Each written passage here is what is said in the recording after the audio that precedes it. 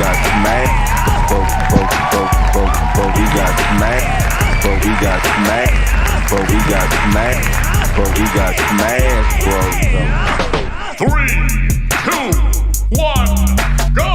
What's up, what's up, what's up? It's your boy Levelhead back with another Live at Level Gamers podcast.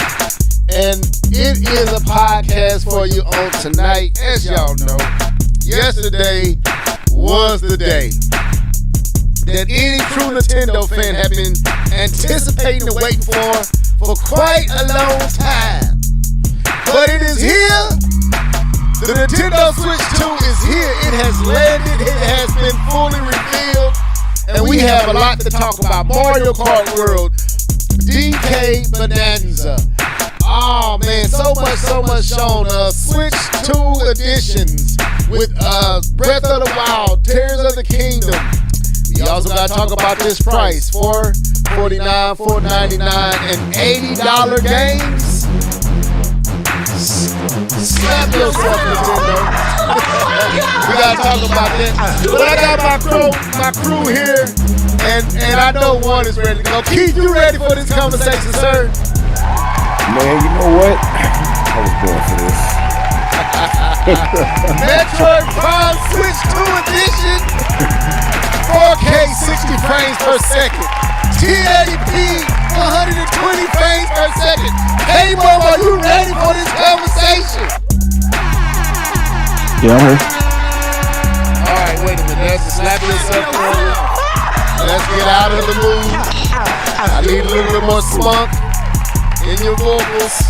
Your vocal cords don't sound excited enough for me, sir. K-Bomb, are you ready for this conversation? I am here to talk about K-Bomb, are you games. ready for this conversation, my friend? I am here to talk about games. Okay. Is that better? K-Bomb, give you one more chance to come with the right tone of excitement. Are you ready for this conversation, sir? Let's go. Keith, you know what? I'm gonna let you say it. That's hilarious. That's crazy, ain't it? Man, K-Bomb, you gonna stop hating on this system like this, sir? Who is hating? Y'all, Please ask me who is hating. People, it took place today. A thing happened yesterday, and we get to talk about it today. Nintendo Switch 2 is here. It's here. Keep I don't hear no clapping. It's here. Oh, yeah, my bad. Let's go. Let's do it. And while my second screen is falling off my desktop from excitement, they dropped bomb at the bomb at the bomb at the bomb. Then they had that dud. Slap yourself for the basketball and stroller and wheelchair. Then bomb, another bomb, and the basketball in the wheelchairs was not great. Bomb at the bomb at the bomb. It was Hiroshima up in this piece. World War II. Trump is trying to start World War III with terrorists, but Nintendo came through and gave us a smile and then wiped it away. But we happy. How y'all doing on tonight? As y'all can see, I'm already on it. What's up, Mr. Matty Jazz?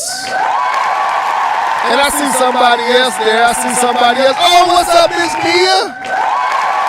Oh, yeah, we here and we rest to go. At least I am. I know Keith is. K-Bomb is here. He's in the back seat. He needs a Snickers. K-Bomb need a Snickers. K-Bomb, man. Okay, let me stop. Yeah, Let me stop. I'm excited, but there's a lot to talk about. So we're going to have to touch on this in a way that makes sense for tonight. We're going to talk about the Switch 2 presentation, just the presentation, not necessarily diving off into the details. We're going to talk about the hardware features. We also going to talk about first party. Then we're going to touch on third party. Then we got to talk about these prices and the release date. Then we give our standouts, what we was just really blown away by and shocked by. And then we're going to wrap up this thing. But what's up, people? What's up, K-Bun? What's up, Keith? Y'all got anything to say?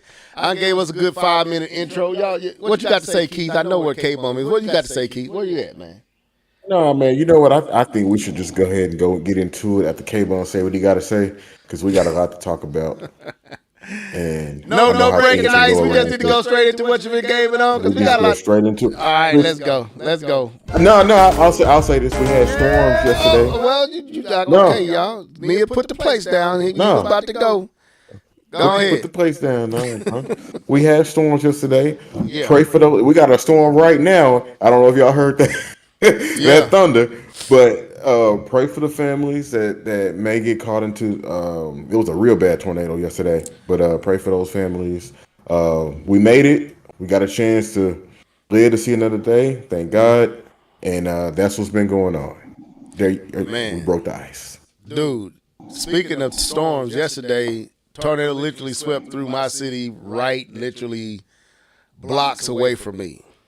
Knocked buildings down, did some considerable damage. K-Bomb literally knocked credit union roof off, Hobby Lobby's roof off, swept through downtown. It was crazy. So speaking of that, yeah, man, thank the Lord that my electricity popped out for 2 seconds and popped back on.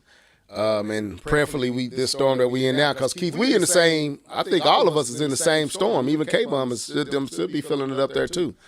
It's been a wave 2 days straight. So, yeah, be praying for everyone. We did have one fatality in the neighboring city, but a lot of damage and car damage and trees down. So, praying for y'all that way. Pray for us this way.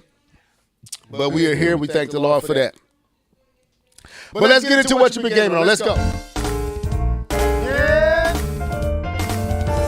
You know what time it is. It's time for What Have You Been Gaming On? Sing it, folks. Let's go. Hey. What you been gaming on? What you been gaming on? What you been gaming on? What you been gaming on? What you been gaming on? What you been gaming on? Gaming on, gaming on, gaming on.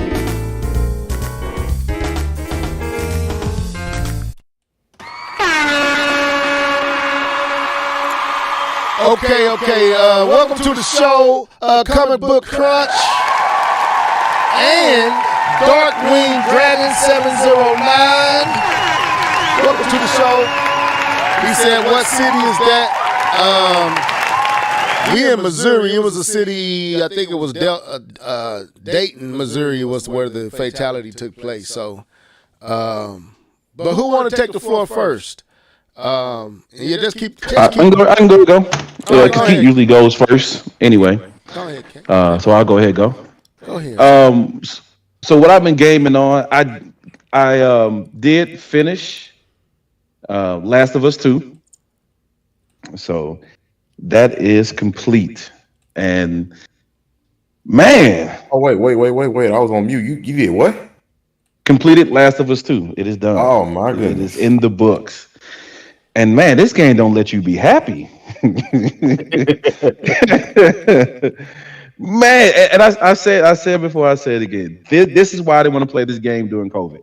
This everything that happened in this game is the reason why I didn't play it during COVID. It is not a rainbow and sunshine type of game. You definitely feel the impact of the decisions that were made, and it doesn't leave you glowing after the credits roll. So yeah, so I beat that. That's done. That was an experience. But they make a heck of a story. They don't make it fun, but they make a heck of a story. I'll tell you that. So been playing that. Been playing the usuals, 2K and Marvel Rivals. But I do got one new game and I picked up another game since I finished Last of Us. So I can't really. My brain doesn't work to be able to do multiple single players at one time. So I did focus on The Last of Us, and since I finished The Last of Us, I picked up and started playing Stellar Blade again. So I'm back on Stellar Blade. I had absolutely no idea where I was when I got back into this game. I did have to Google it to see where I went next. And the crazy thing about it, all I had to do was go down some steps. But I had no idea. So I did that. I had to learn the moves again, and surprisingly, it only took me like 2 times or maybe 3 times to beat the sub level boss. And then the next boss I beat, the main boss I beat without having to redo it again. So the first time I tried, I beat him. So that shows me that my skills have not depleted, and I've picked it up on the way, learn how to play the game again. So that's going to be good. That I can do that, and it's not going to be too much of a drag trying to relearn everything. So that's Stellar Blade. I picked that back up, and I'm gonna try to go ahead and finish that when I can. Read what Nia said. You ain't playing Stellar Blade. Boy, that blade. I mean, he already said he back. I ain't gonna hate. I'm not a hater. I am a saved child, a child of God. But good Lord, they know how to make a video game model. That's all I gotta say. So I'm trying to get through that game, beat through that.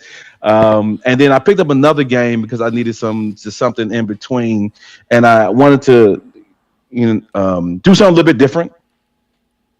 Jump into a different type of game. I know I've had this game for a while, and I went through and I saw it, and I said, I'll give it a try because I do like to try a different type of game because that's the kind of person I am. I just don't play one type of games. But I'm actually going to try to beat Limbo. I am. You guys may not know what Limbo is, but it is a. You say what? I got Limbo, and I think I got the sequel to Limbo. That's a 2D side scroller. Yeah, it's a side scroller. Yeah, it's a side scroller, pretty much just puzzles. So it just makes you think the whole time. I'm not a big fan of those type of games, but I'm gonna give it. I'm giving it a try. I'm probably 3/4 of the way done with the game, if I'm not mistaken. And I've just picked it back up this week, so I'm almost done with that. So I'm gonna try to finish that because Prince of Persia still has me itching for a side scroller. So that's why I kind of picked this one back up too, because I wanted to finish this. So I'm gonna try to finish Limbo, finish Stellar Blade. I'm about maybe 62% with Stellar Blade. I think I'm past the halfway point with that. But Limbo, I should be able to finish within the next couple of weeks, and then Stellar Blade as well. And then next week they dropped the new season of Marvel Rivals, which is going to take up a lot of my time because they just made a new announcement and they said they are going to drop a new hero every single month. That's going to be crazy. That's blowing Overwatch out of the water. So, but I'm excited about that. So that's why I've been gaming on. All right, I want to get this to Darkwing Drag. He been gaming. He said, I've been playing Xenoblade X, Visions of Mana, and periodically going back to Elden Ring for my sixth playthrough. Lord Jesus. I haven't played through. Tell him how many times you played it. Look, he came. First of all, slap yourself. I was about to tell him myself. I'm not ashamed of the fact that I suck at this game. But I played through literally for about 2 hours and realized it wasn't for me. But I'm gonna try again. And he said, after finishing Lies of Peace, sir, you get all claps on that, sir. That is a true. K-Ball, that almost sounds like you right there. If I have to say so. Neil, catch this, slap yourself. I see what you said. Oh, no. Okay, wait a minute. He said, level, you playing Elden Ring on Switch 2. No! I would look at others playing on the Switch 2. But I'm not playing it. Go ahead, Mr. Norris. Floor is yours. Yes, sir. South of Midnight did come out. It is out for $39.99. What does that tell you? So I didn't know it was out.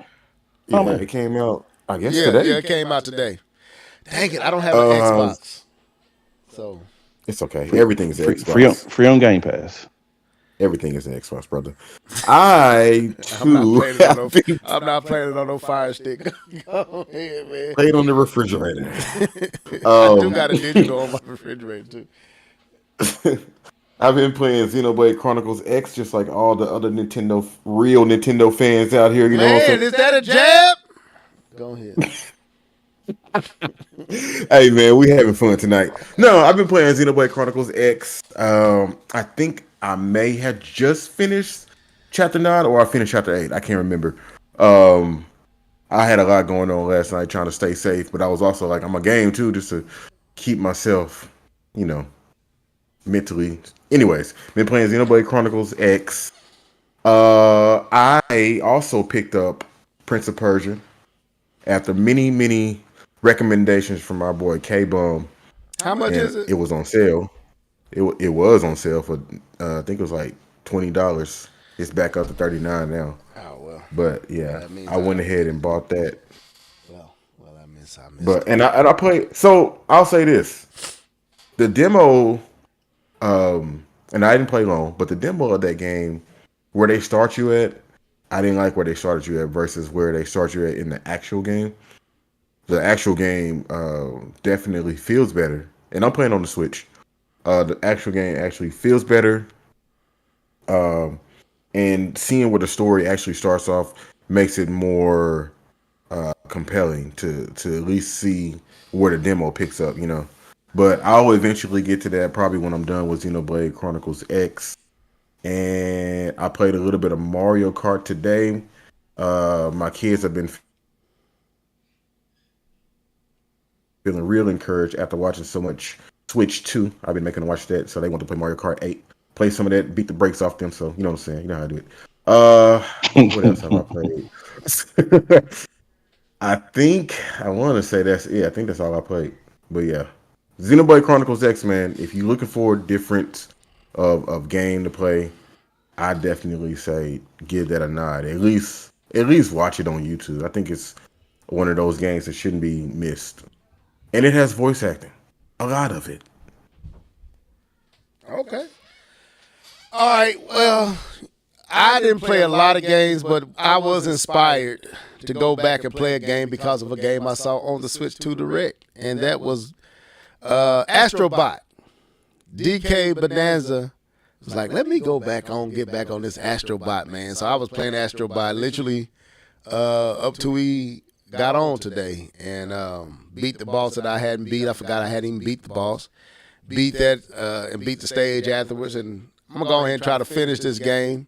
I was just trying to see him like, man, let me go back over here to Astrobot. It's been a minute since I played me a good platformer, K-Bum. I figured I'll play and see if it's something you might be interested in, one of them platformers, you know what I'm saying? But that's pretty much all I played. Me and my daughter hasn't played Split Fiction since the last time we played. We got pretty far, so we probably play tomorrow or Saturday and try to get a little bit more into that. But that's pretty much it for me. I haven't played much of anything but Astrobot. So, with that being said,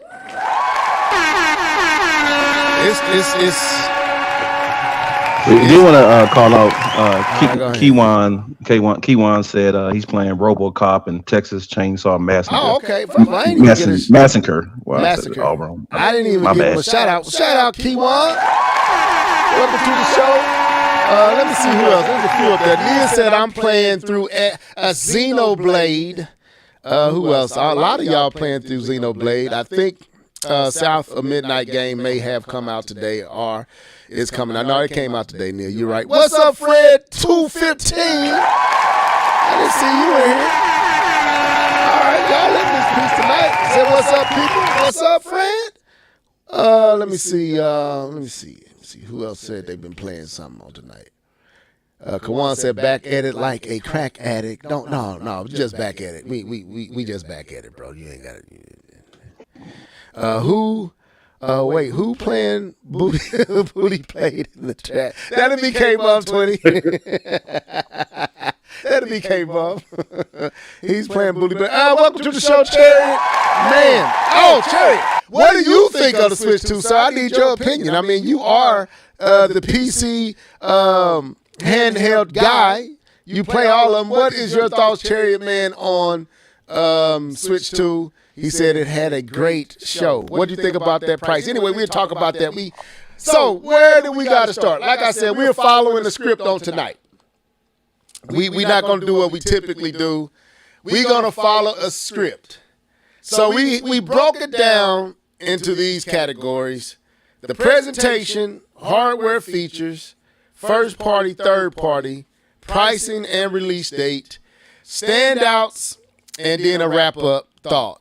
So first we're going to talk about the presentation. It happened yesterday, and I'm going to pull it up here. Hopefully Nintendo is playing nice with your boy and won't act as if this is something we can't view.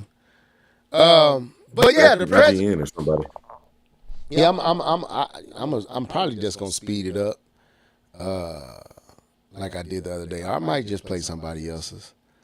Let me see. Yeah, I would play somebody else's with no volume. They don't need to hear it. They know what it would sound like.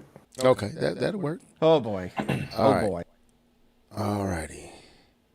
And I'm gonna speed it up just a little bit, just in case. Let's give it a little pep in its step. We'll go up to 115. Now let's go a little faster. There we go. So, as y'all know, yesterday Nintendo had the Switch 2 reveal.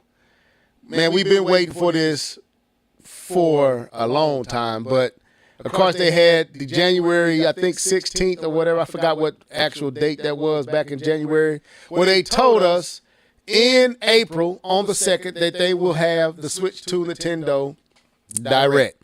And the 2nd was yesterday, and of course we all got a chance to partake of the Switch 2 goodness. And it was a lot. An hour of just absolute jam-packed, back-to-back announcements. So the first thing we're going to talk about before we really get off into the games and all that and the features is the presentation itself. And I want to start with you, Keith, and then I'll come to you, K-Bum. Keith, what did you think about the presentation? What, like, how did you feel about the presentation that Nintendo put together for the Switch 2?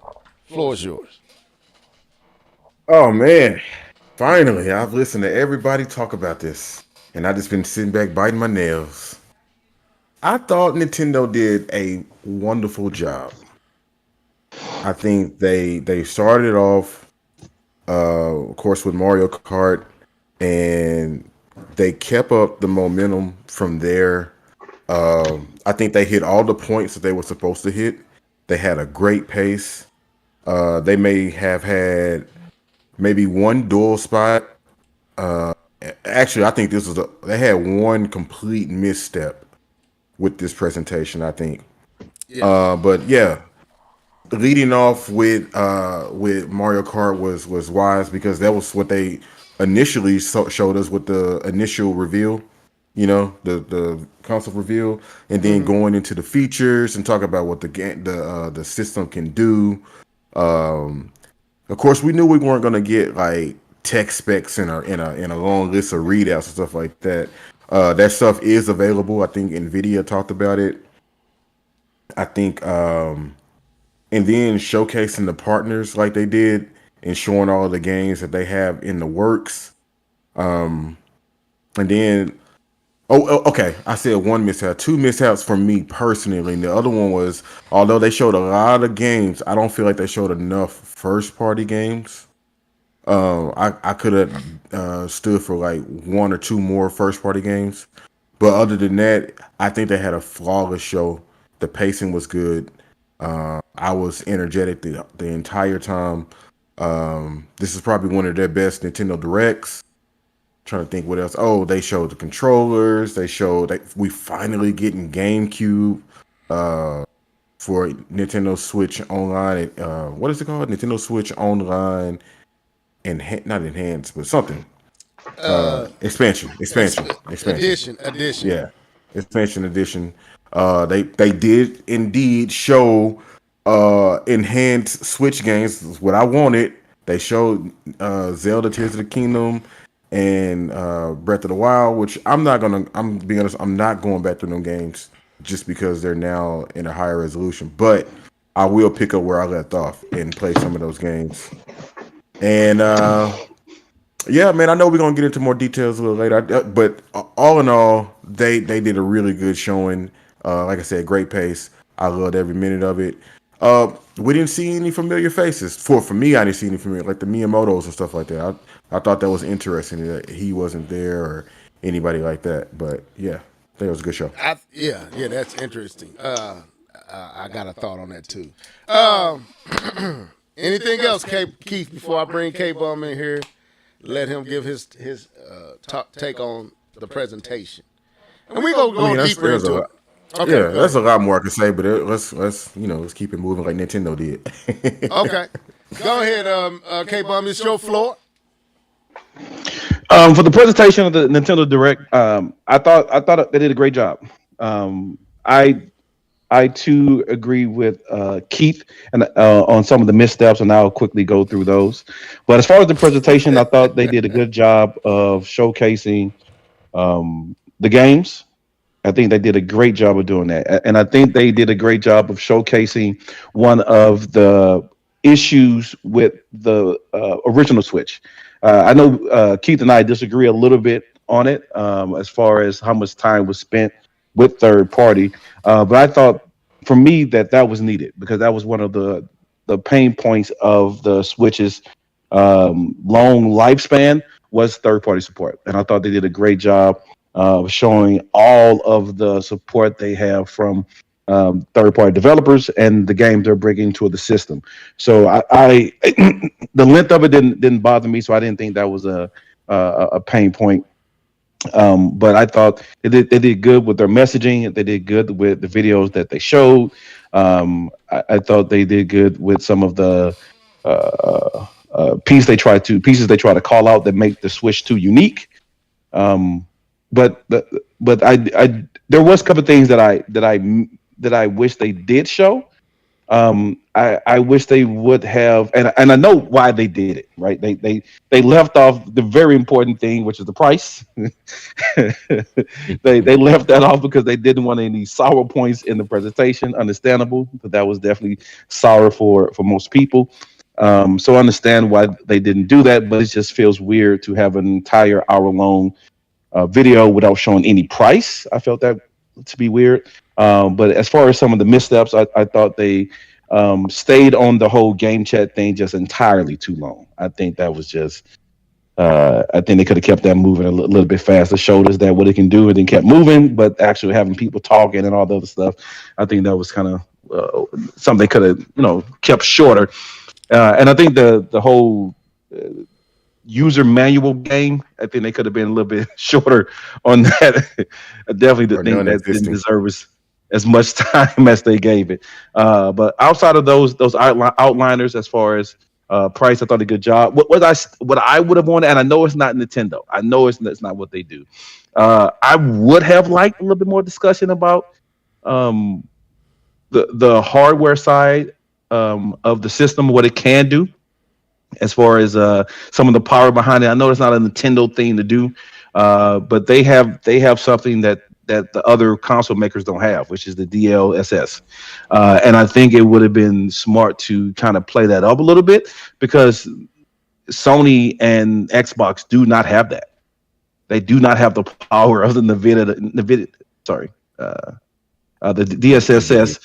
the NVIDIA power, and I think they should have played that up just a little bit. I mean, that's been like Sony levels of conversations on it, but just enough to kind of showcase, hey, this is our advantage even over the more powerful systems, right? I thought that was something they should have did, but that's from me, from a person who loves tech talks, and not really the Nintendo gamers aren't really into that, but that's my take. So other than that, like I said, they did a great job. They left some things out, like the price, and had some sour moments, but overall, I think the presentation was one of their best, to be honest. Okay.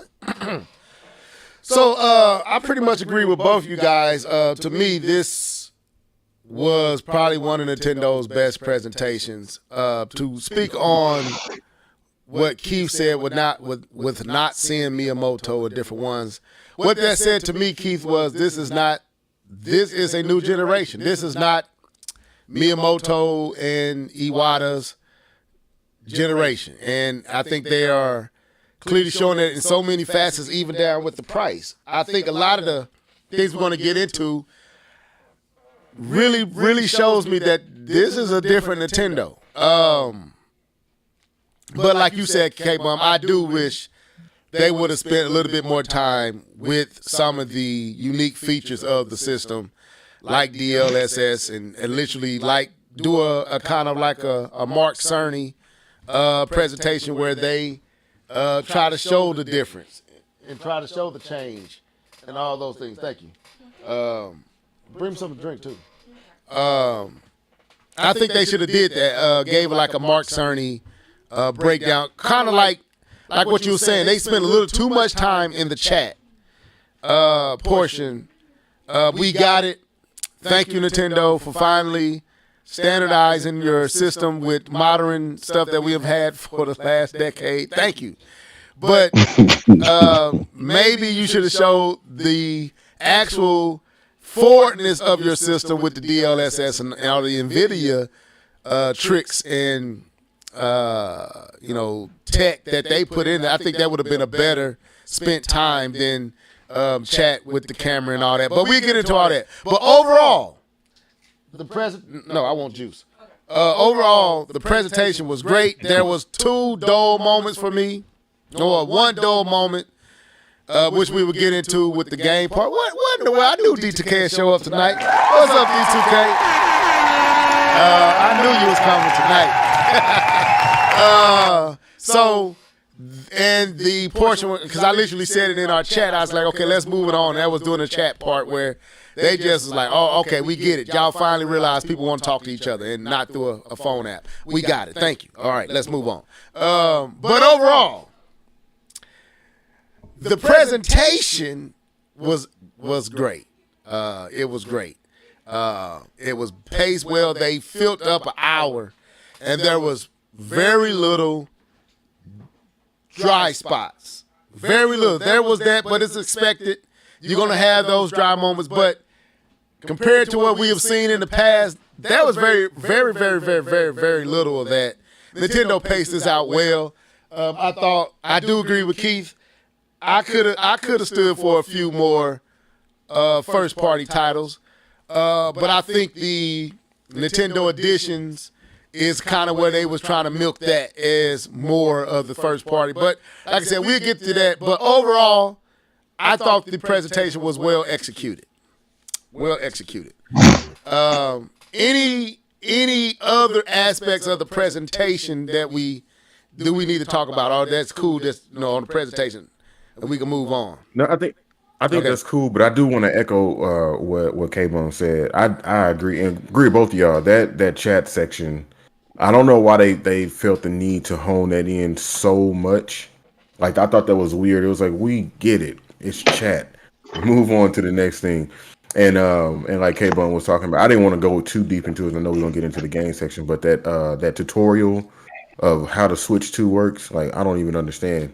And later on, we found out that it's a paid game, so that's weird to me, Nintendo. Yeah. That's a huge misstep. But anyways, they gotta make that money back.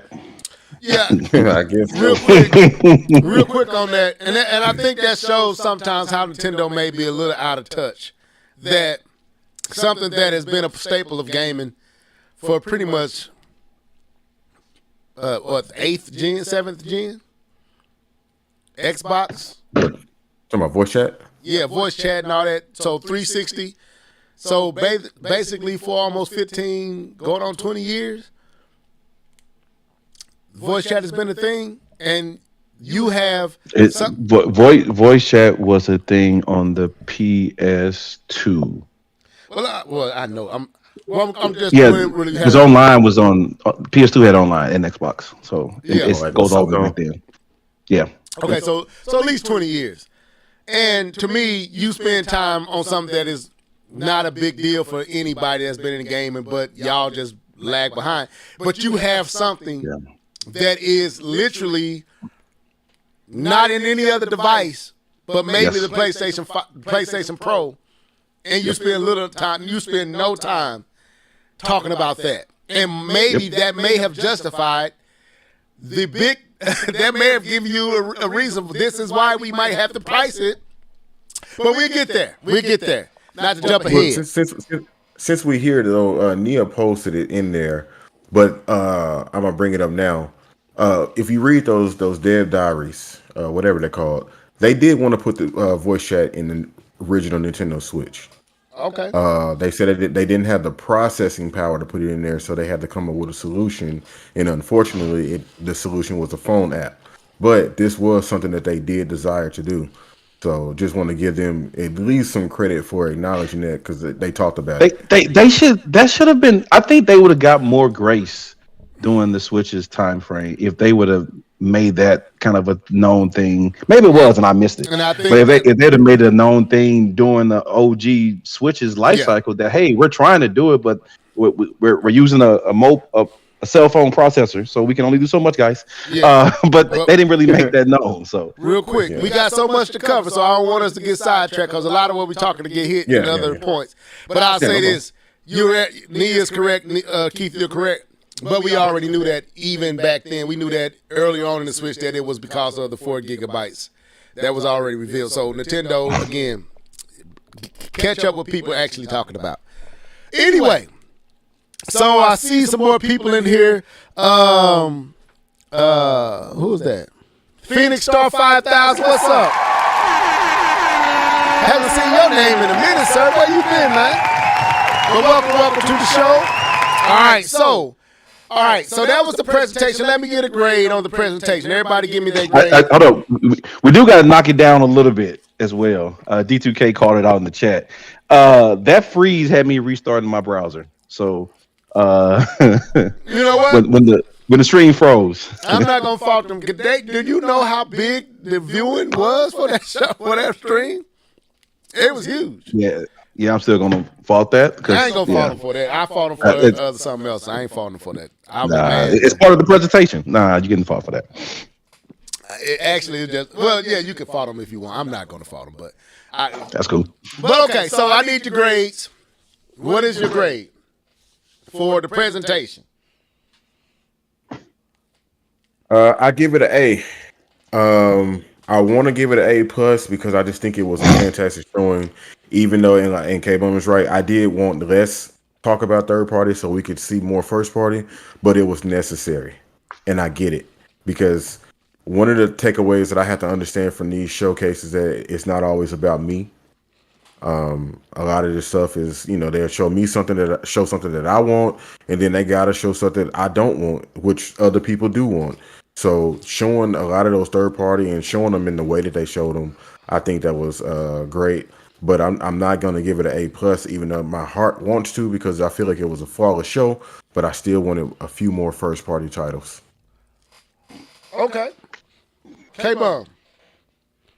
I really want to give it a B plus because it wasn't flawless. We called out the flaws, but even within what it had, it still was a great presentation, even with the issues. So I'm gonna go ahead and just give it an A, so it doesn't feel like I'm trying to be the Debbie Downer here. But I thought altogether, I thought it was a good conference, and I've already called out the issues I had with it, but I thought it was still very good. So I'll give it an A for presentation. I think a B. I think your B is fair. I'm gonna give it an A because yesterday I said A plus. I was really really happy. But then after I watched it a few more times and counting for all the some of the time that they did spend where they didn't need to on chat and all that, I'm gonna knock it down to a A, just on presentation. It was dang near flawless. A few. Just a smidget too long with the chat, and the basketball wheelchair was absolutely unneeded. But that's a part of it that's supposed to be there to show off the technology and the controllers and all that. So I give that a pass. So I'm gonna knock it down from my A plus to just a solid A. I enjoyed that hour. I smiled a lot. I jumped a lot. I clapped a lot. I was like, yeah, Nintendo, you doing it, and I felt proud. Okay, so The next thing we got to talk about, before we get to these titles, we got to talk about these features. And this is where I feel like Nintendo dropped the ball because they have a lot. Nintendo got a lot of features in this thing. A lot of features. That they're forcing you. What's up, Alice Steve? Welcome to the show. They have so. I don't think this is the time for Nintendo to be like they typically are, where they don't hone in on the spec side of things. I think they need to, so that they can justify at least the price of the system itself. Because the more you learn about what's under the hood of this device, the more that price makes sense to me. So this thing has a lot of features, bro. Of course, we saw the chat. They finally caught up with the chat. It has noise cancellation. I'm just going to read off some of the stuff I had down.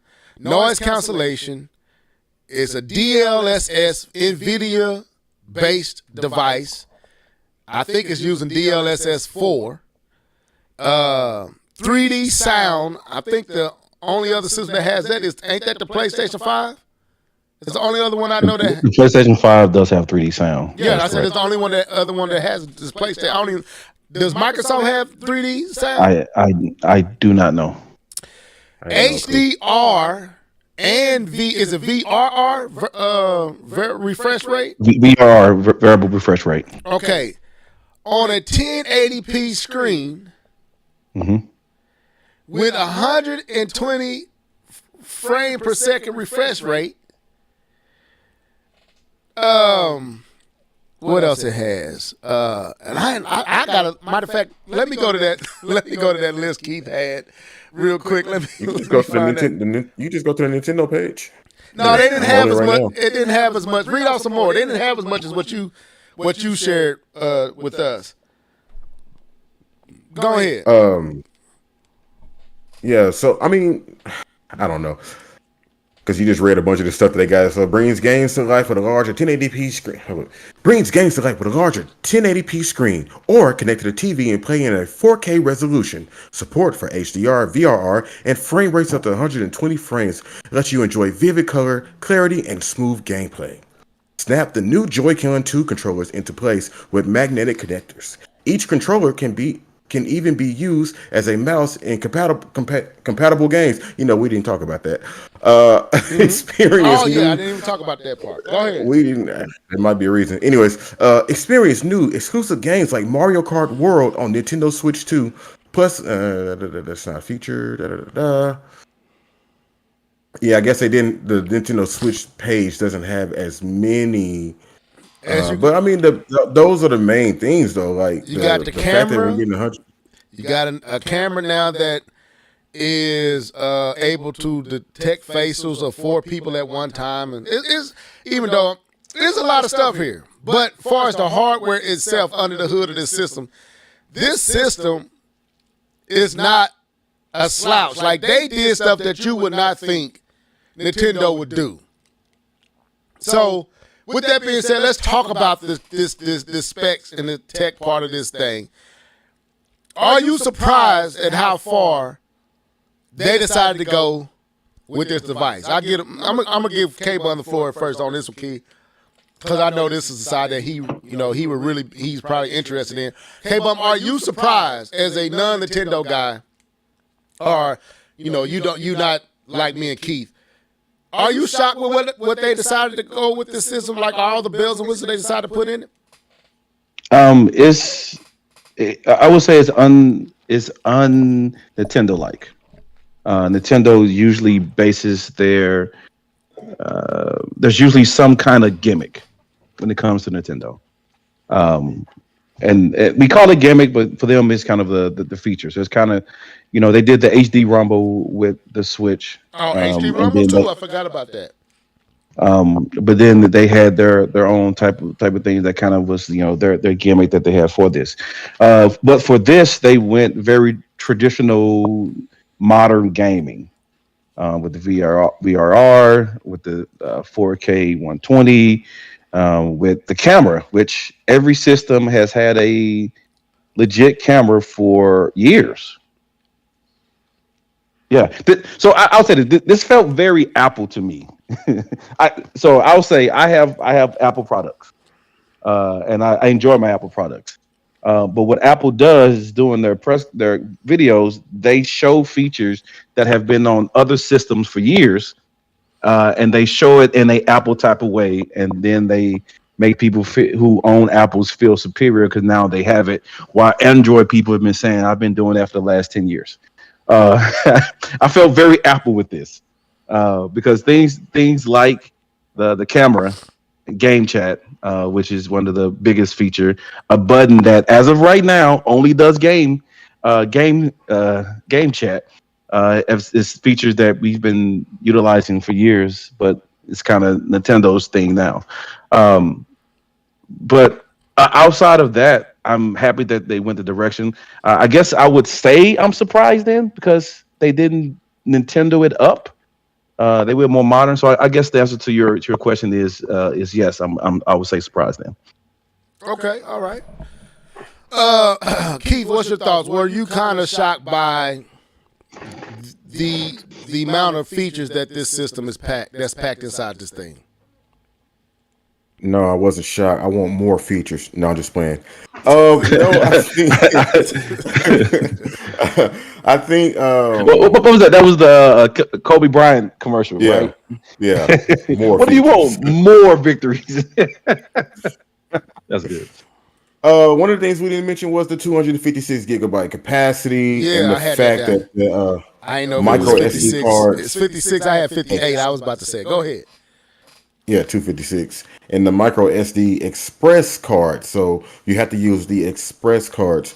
I think that in order to have the performance that Nintendo was promising here, especially when we're talking about bringing on, I hate to phrase it this way, but the amount of third-party titles is going to probably bring in new gamers, possibly. You know, the people who probably wouldn't really look at Nintendo in that way. I think they have to add these features because these are things that they've already experienced. And I know you could look at it and say, well, everybody's already had this. Welcome Nintendo to 2000, blah, blah, blah. But Nintendo hasn't done these things. And in order to make gaming comfortable for others to come in and be like, oh, yeah, this is a viable place to play video games. And there's Nintendo exclusives. So I feel like they have to add these types of features. So I am surprised, but it's very necessary at the same time. Having the mouse control, I don't see myself playing games like that, but it's cool. It's a cool feature. You know what I mean? It's a great option. Just like and Nia was saying in the chat, and I was going to bring it up, that the camera is optional, and you don't have to use the Nintendo camera. You can use any camera that you want to use that's USB Type-C, which I think is very versatile. Something that the Switch is. It's a very versatile console. So I think they're trying to cover all bases, and I think they're doing a good job. I mean, when you look at the original Nintendo Switch, like we was wanting basic things like Bluetooth. We learned that Bluetooth came later on. You know what I'm saying? Basic features. Basic features. Y'all not gonna do my And- do Nintendo like that, but you tell No, man, we gonna speak the facts, man. We can't just sit here and just give it kisses. I'm messing, man. I'm messing. You Give tell it the all. facts. That's funny though. But these are very necessary features. And I do want to point this out. When me and my kids, we was watching the direct again, and my son, he pointed it out. He was like, "Ooh, that's choppy." My youngest, 7 years old, he was looking at that chat from Mario Kart. He was like, "Ooh, that's choppy." I Because was like, why are we "He ain't- video chatting, bro? Play he your ain't game. I'm in my He ain't- t-shirt and drawers. Why am I video chatting with you?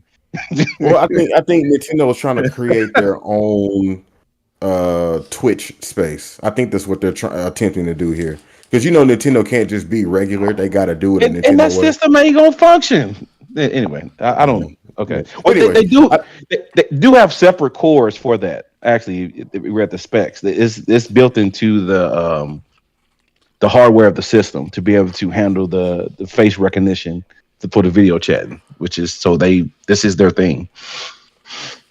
Right. But yeah, I'll end it there. But I just want to say that like we saw how fast Zelda loaded. Like you're gonna want those types of experiences moving forward, especially with games that's packing the punch that they showed on yesterday. Yeah, like I'm gonna say this, man. The dock 4K, the 120 frames per second is for the mouse controls. Like they really thought it out. Like don't forget the cooling system within the dock. I thought that was it's showing that right. Literally showing that right as you spoke. You right on time, K-Bub. The cooling system fan in it to dissipate the heat. Dissipate. Yeah.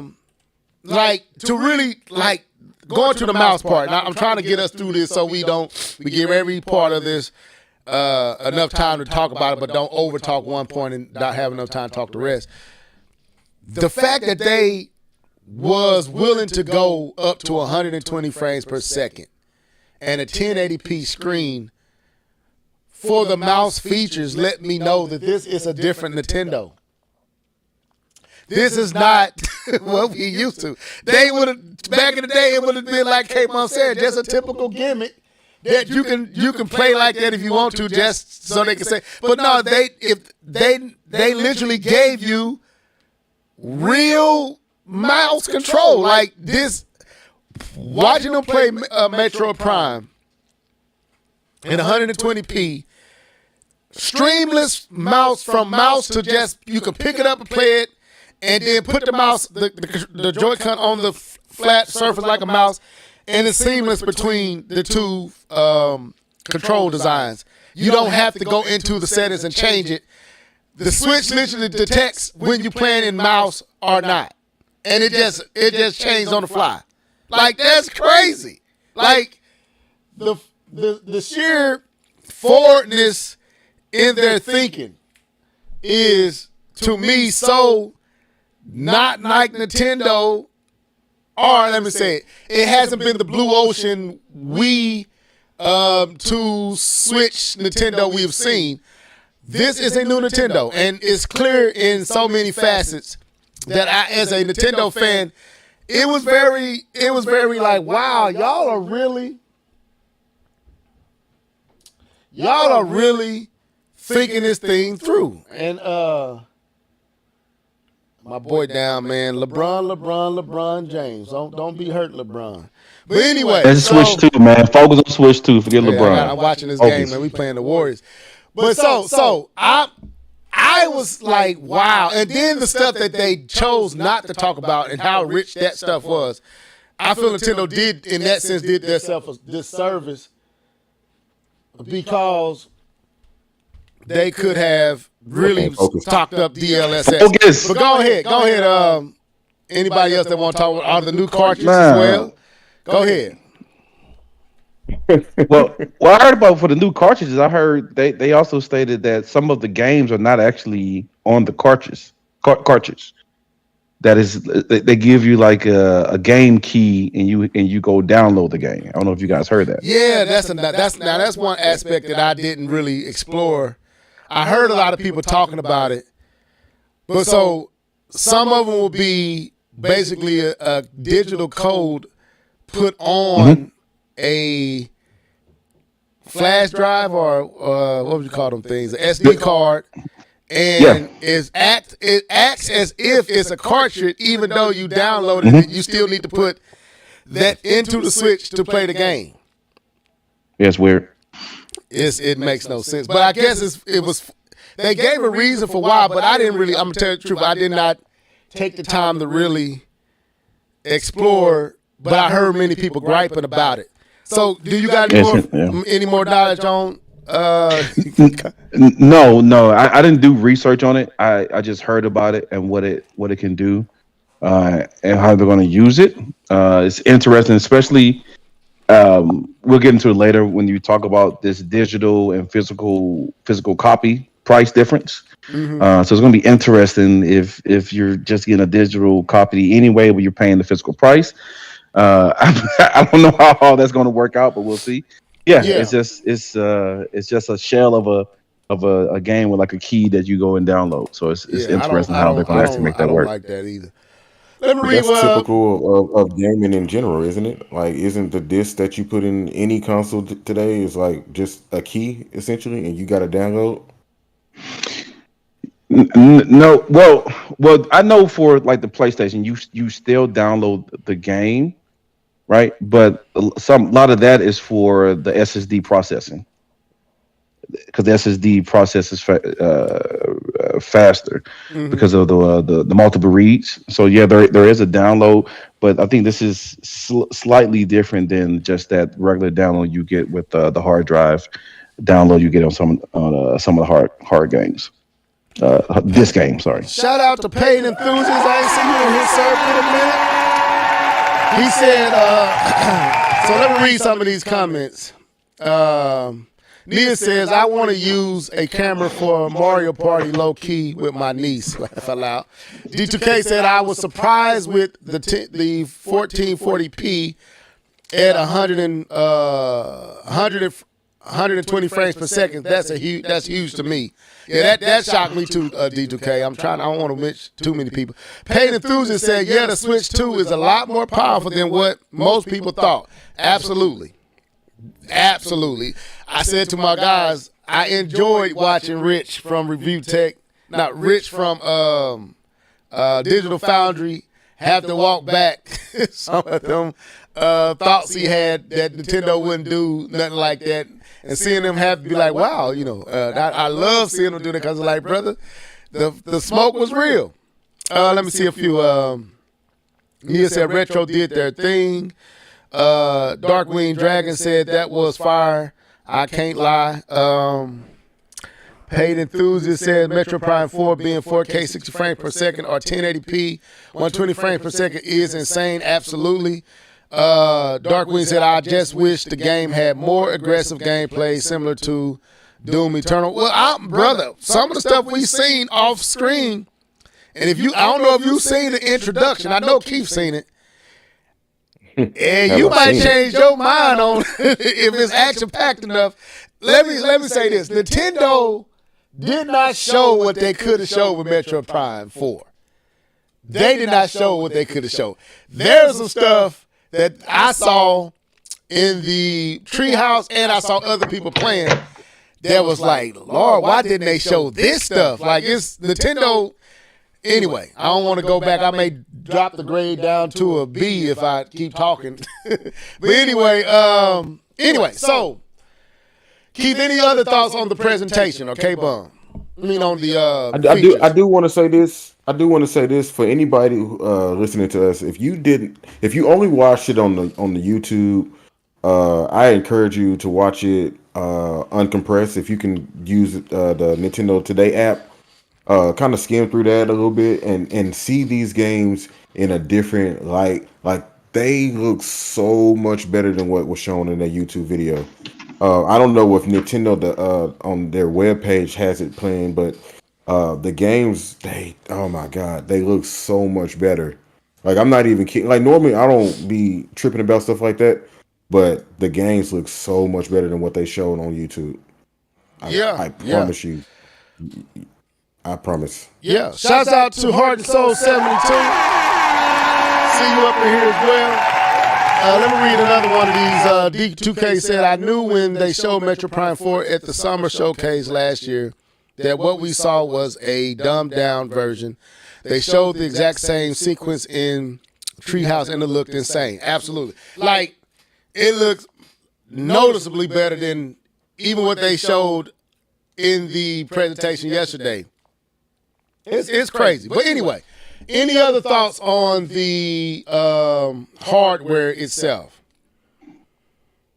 Like, so any other thoughts? Y'all being quiet. All right, so don't seem like there's any more thoughts. No, we can.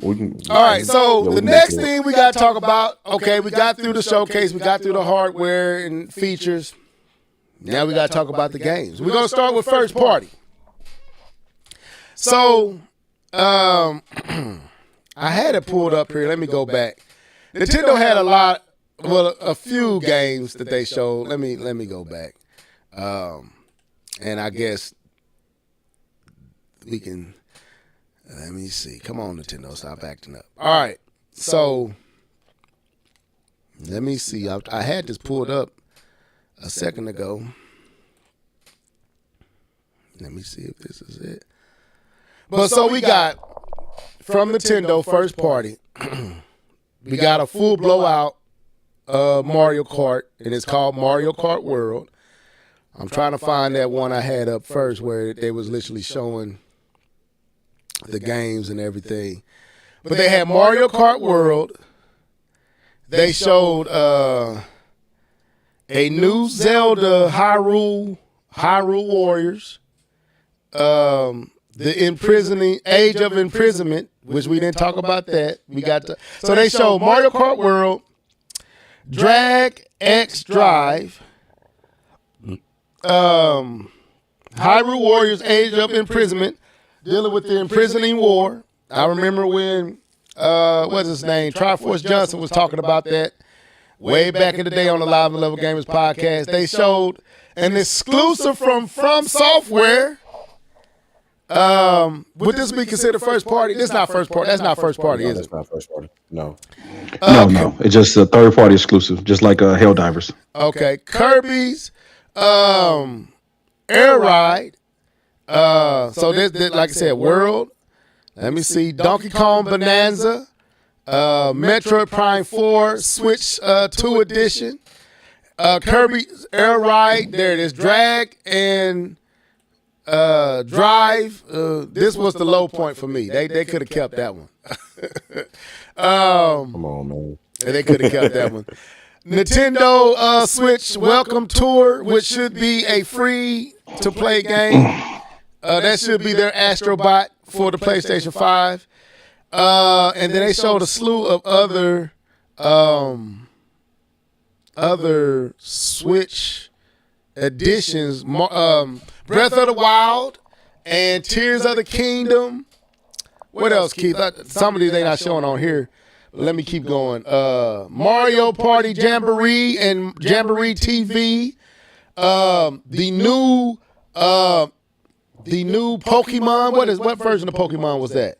I think it's called ZA or ZA. Okay, I don't know. Pokemon Legends ZA. You're right. I'm trying to see all the ones that's Nintendo. So they showed a lot. They showed a few, not as much as you would think. They also showed GameCube.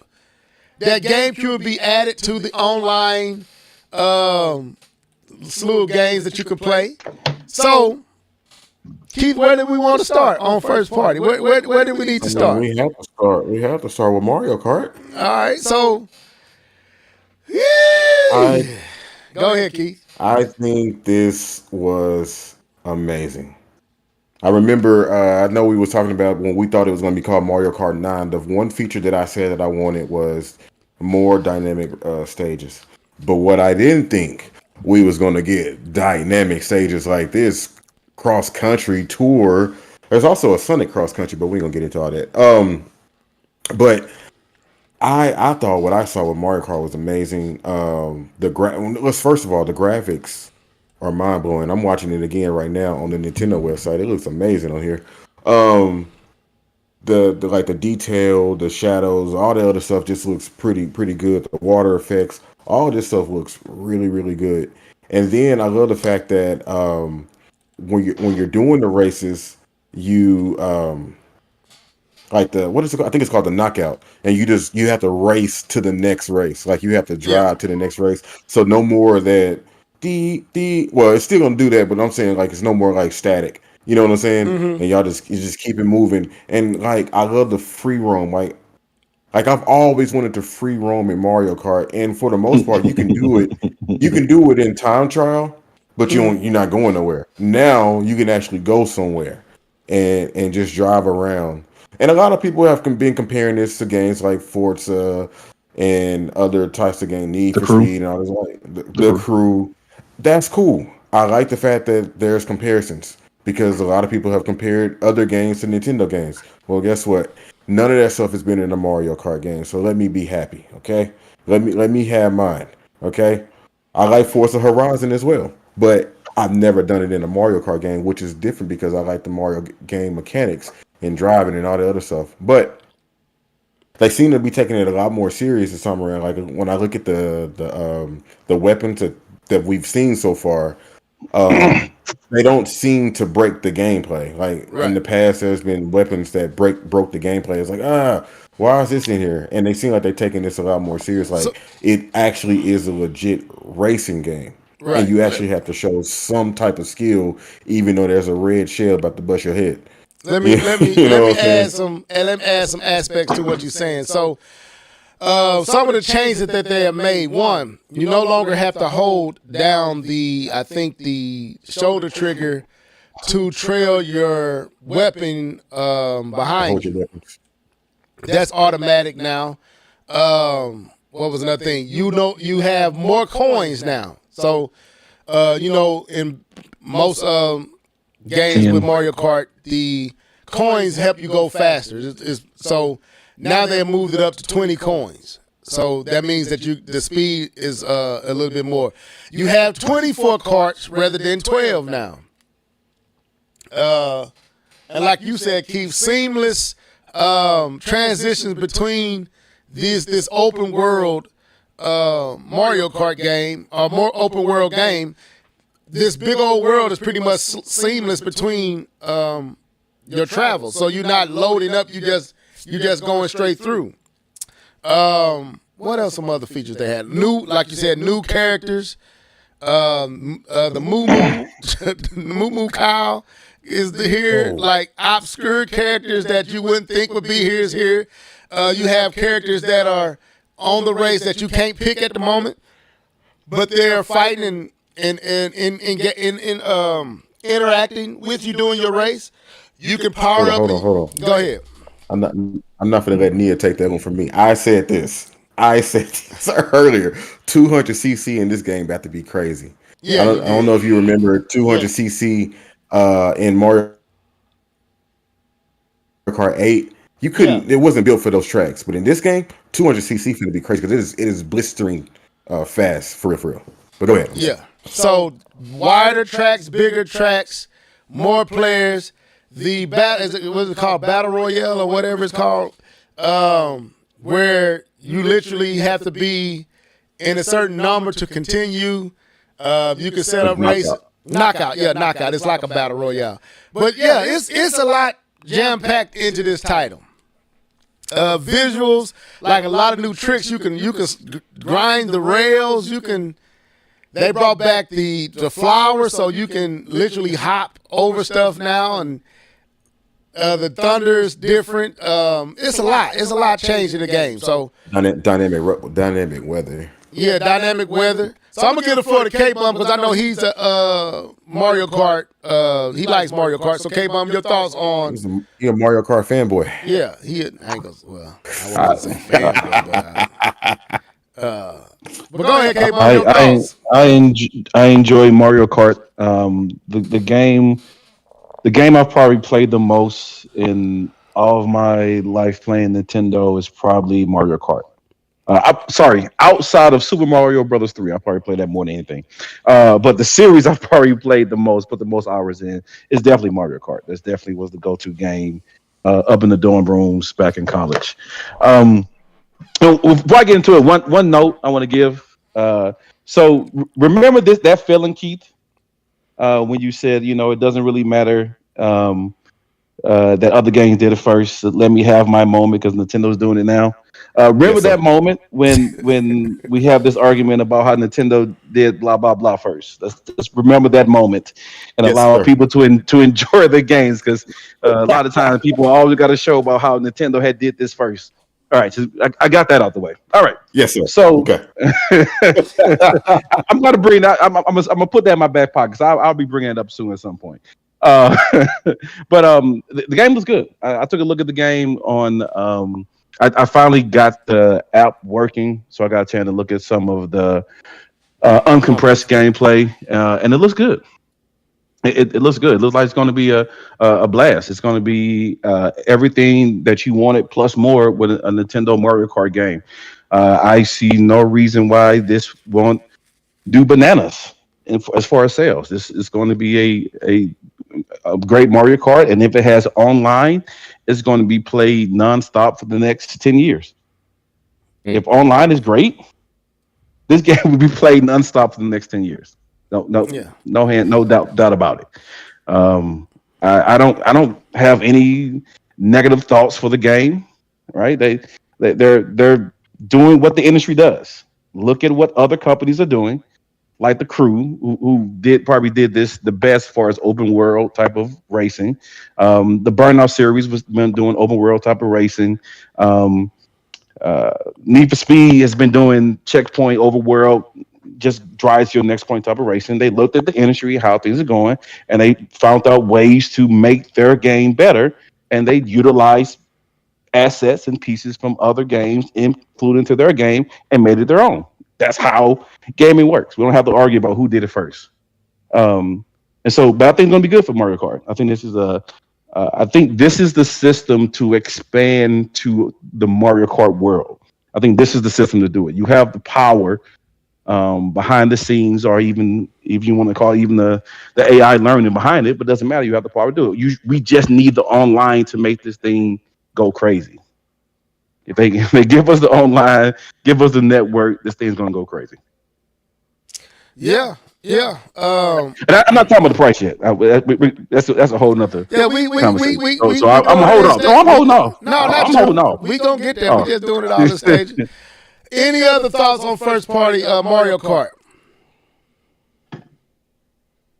Okay, so the next game we got to talk about.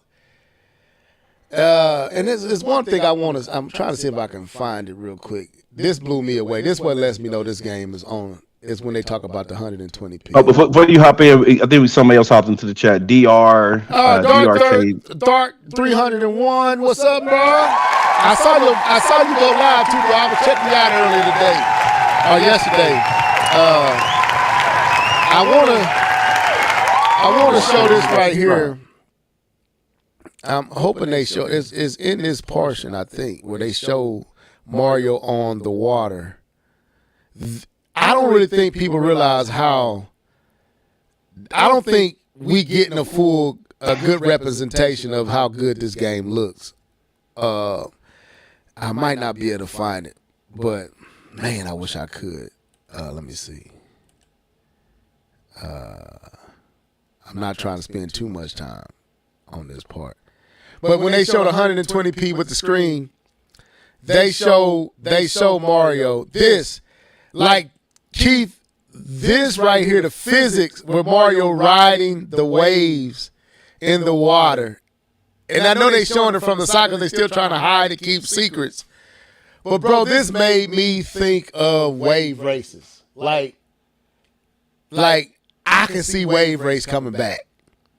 Like with this. That scene right there was probably one of my favorite scenes in the whole presentation. Was that little piece they show with Mario riding over the waves, rapping and jumping in the water. Like, I'm pretty sure that was in free roam mode based on how it looked. It looked like it's in free roam mode because it doesn't look like he's racing anybody, just like he's just roaming and traveling around. That looked amazing to me. But anyway, so we got to talk about this other title. Donkey Kong Bonanza. Mr. Norris, what's your thoughts, sir?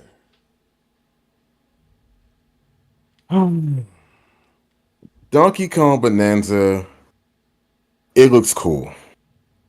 It looks cool. I like the fact that we're getting a new Donkey Kong game. He's punching everything. He's breaking everything. He's riding blocks. It honestly reminds me of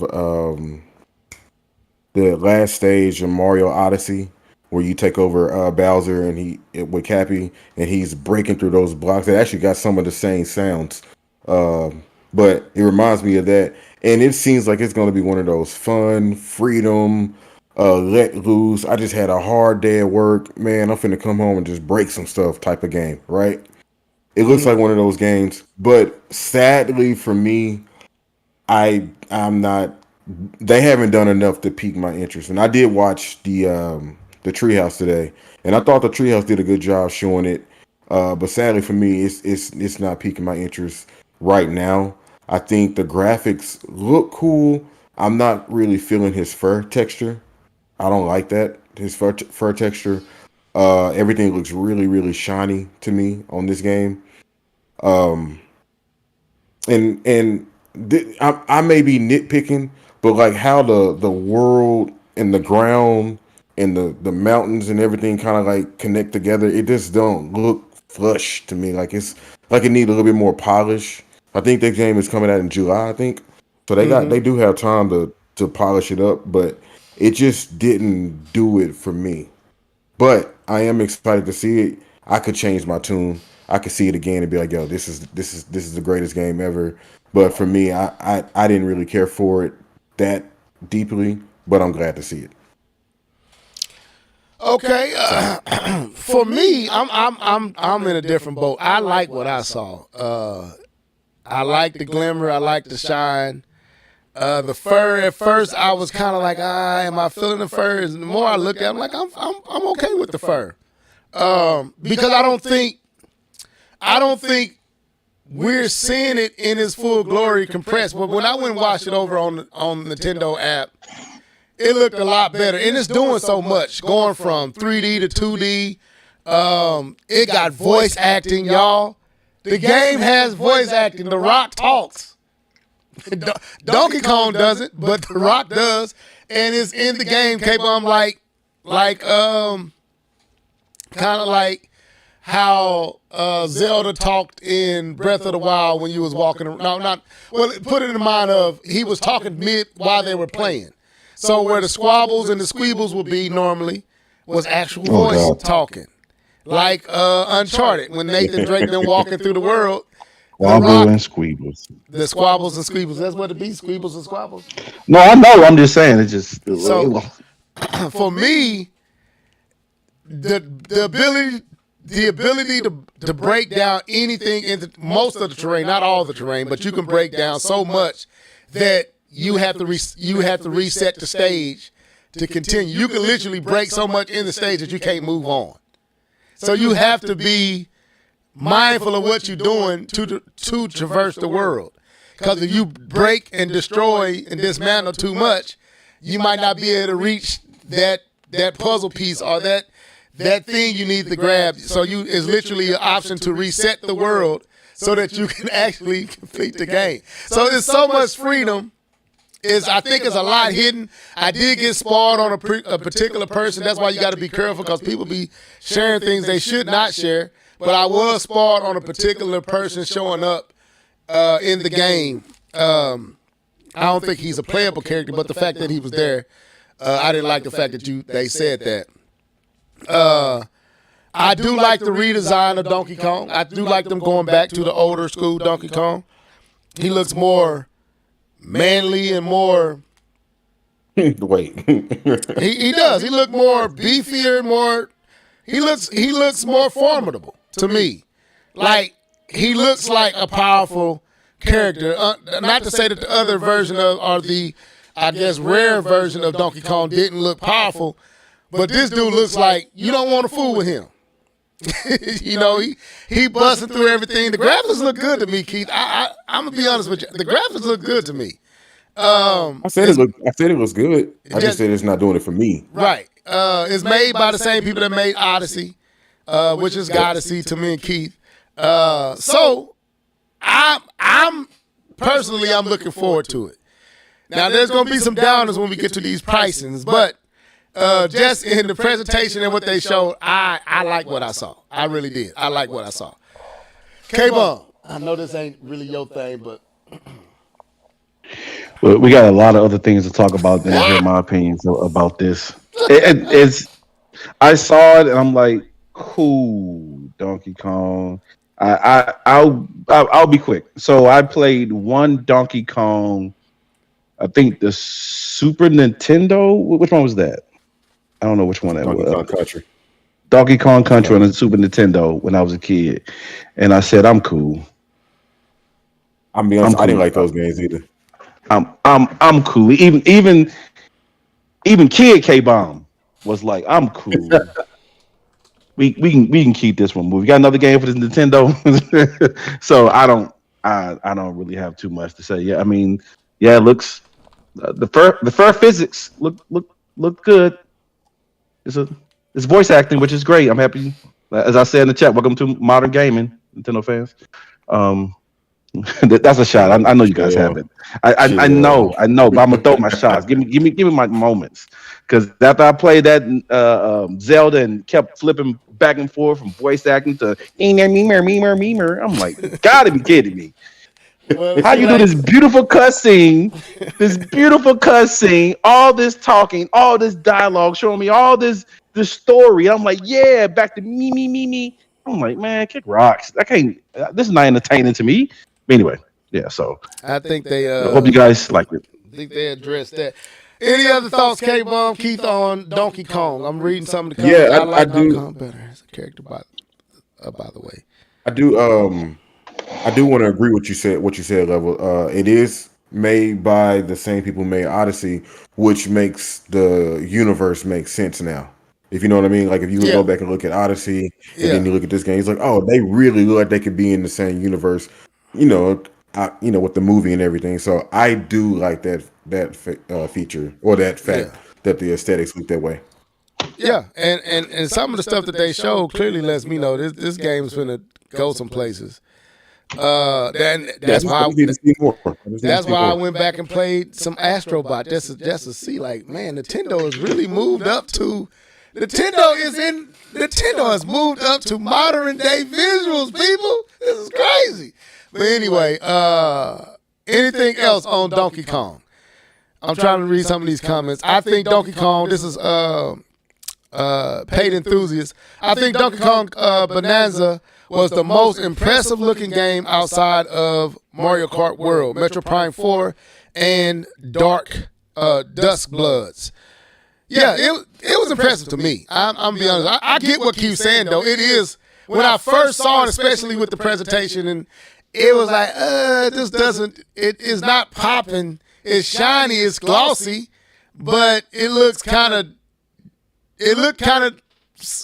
little janky on some aspects because I think of the stream. But when I saw it on Nintendo's app and I saw it there, I was like, oh, no, this looks good. And then when I saw Treehouse play through it, I was like, oh, yeah, I ain't worried about this at all. This looks amazing.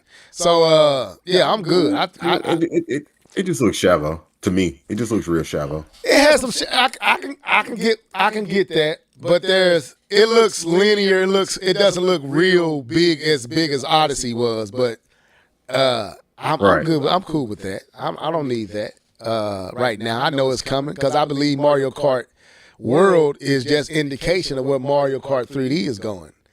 Because if you look at Mario Kart World's map, that is nothing but Mario 3D. That's Mario. If you play Mario Wonder and you look at the map, that's how the map looks.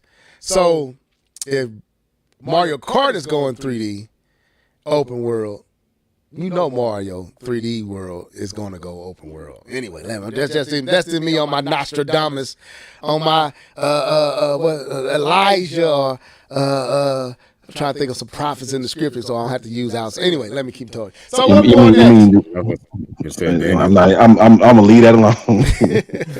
Same Nostradamus you use for Call of Duty. Let's wait a minute. I said maybe, but dang it, they are beating my Lakers by 11 points. That is coming to the Switch day one. Absolutely, it is. Okay, so absolutely, it's coming. Absolutely. Right. So the next one we're gonna talk about, because we got a lot to get to. So we're not gonna talk about all these games, y'all, but we're gonna try to talk as much as we can. We gotta go to Metro Prime. We gotta go to Prime. Yes, sir. Don't do that on me. So Metro Prime was showcased, and I'm showing something else because I don't believe Nintendo did this game any justice in what they showed. So Keith, this is the Switch and the Switch 2 version being compared to one another. Keith, I'm gonna give you the floor. I know you've been salivating to get to this place. The floor is yours, sir. Metro Prime 4. Go ahead. Yes, sir. Can you believe that Nintendo almost left this game in the hands of Bandai Namco? What were they thinking? Metroid Prime.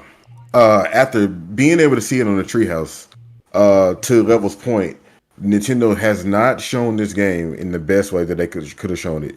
Even in that direct on yesterday, there was still like, still gonna have more.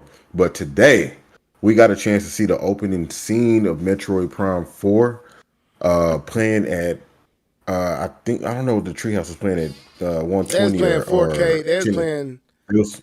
They was playing. Was they playing with mouse control? They was playing at 120p. Yeah, they was playing at 120p. Okay.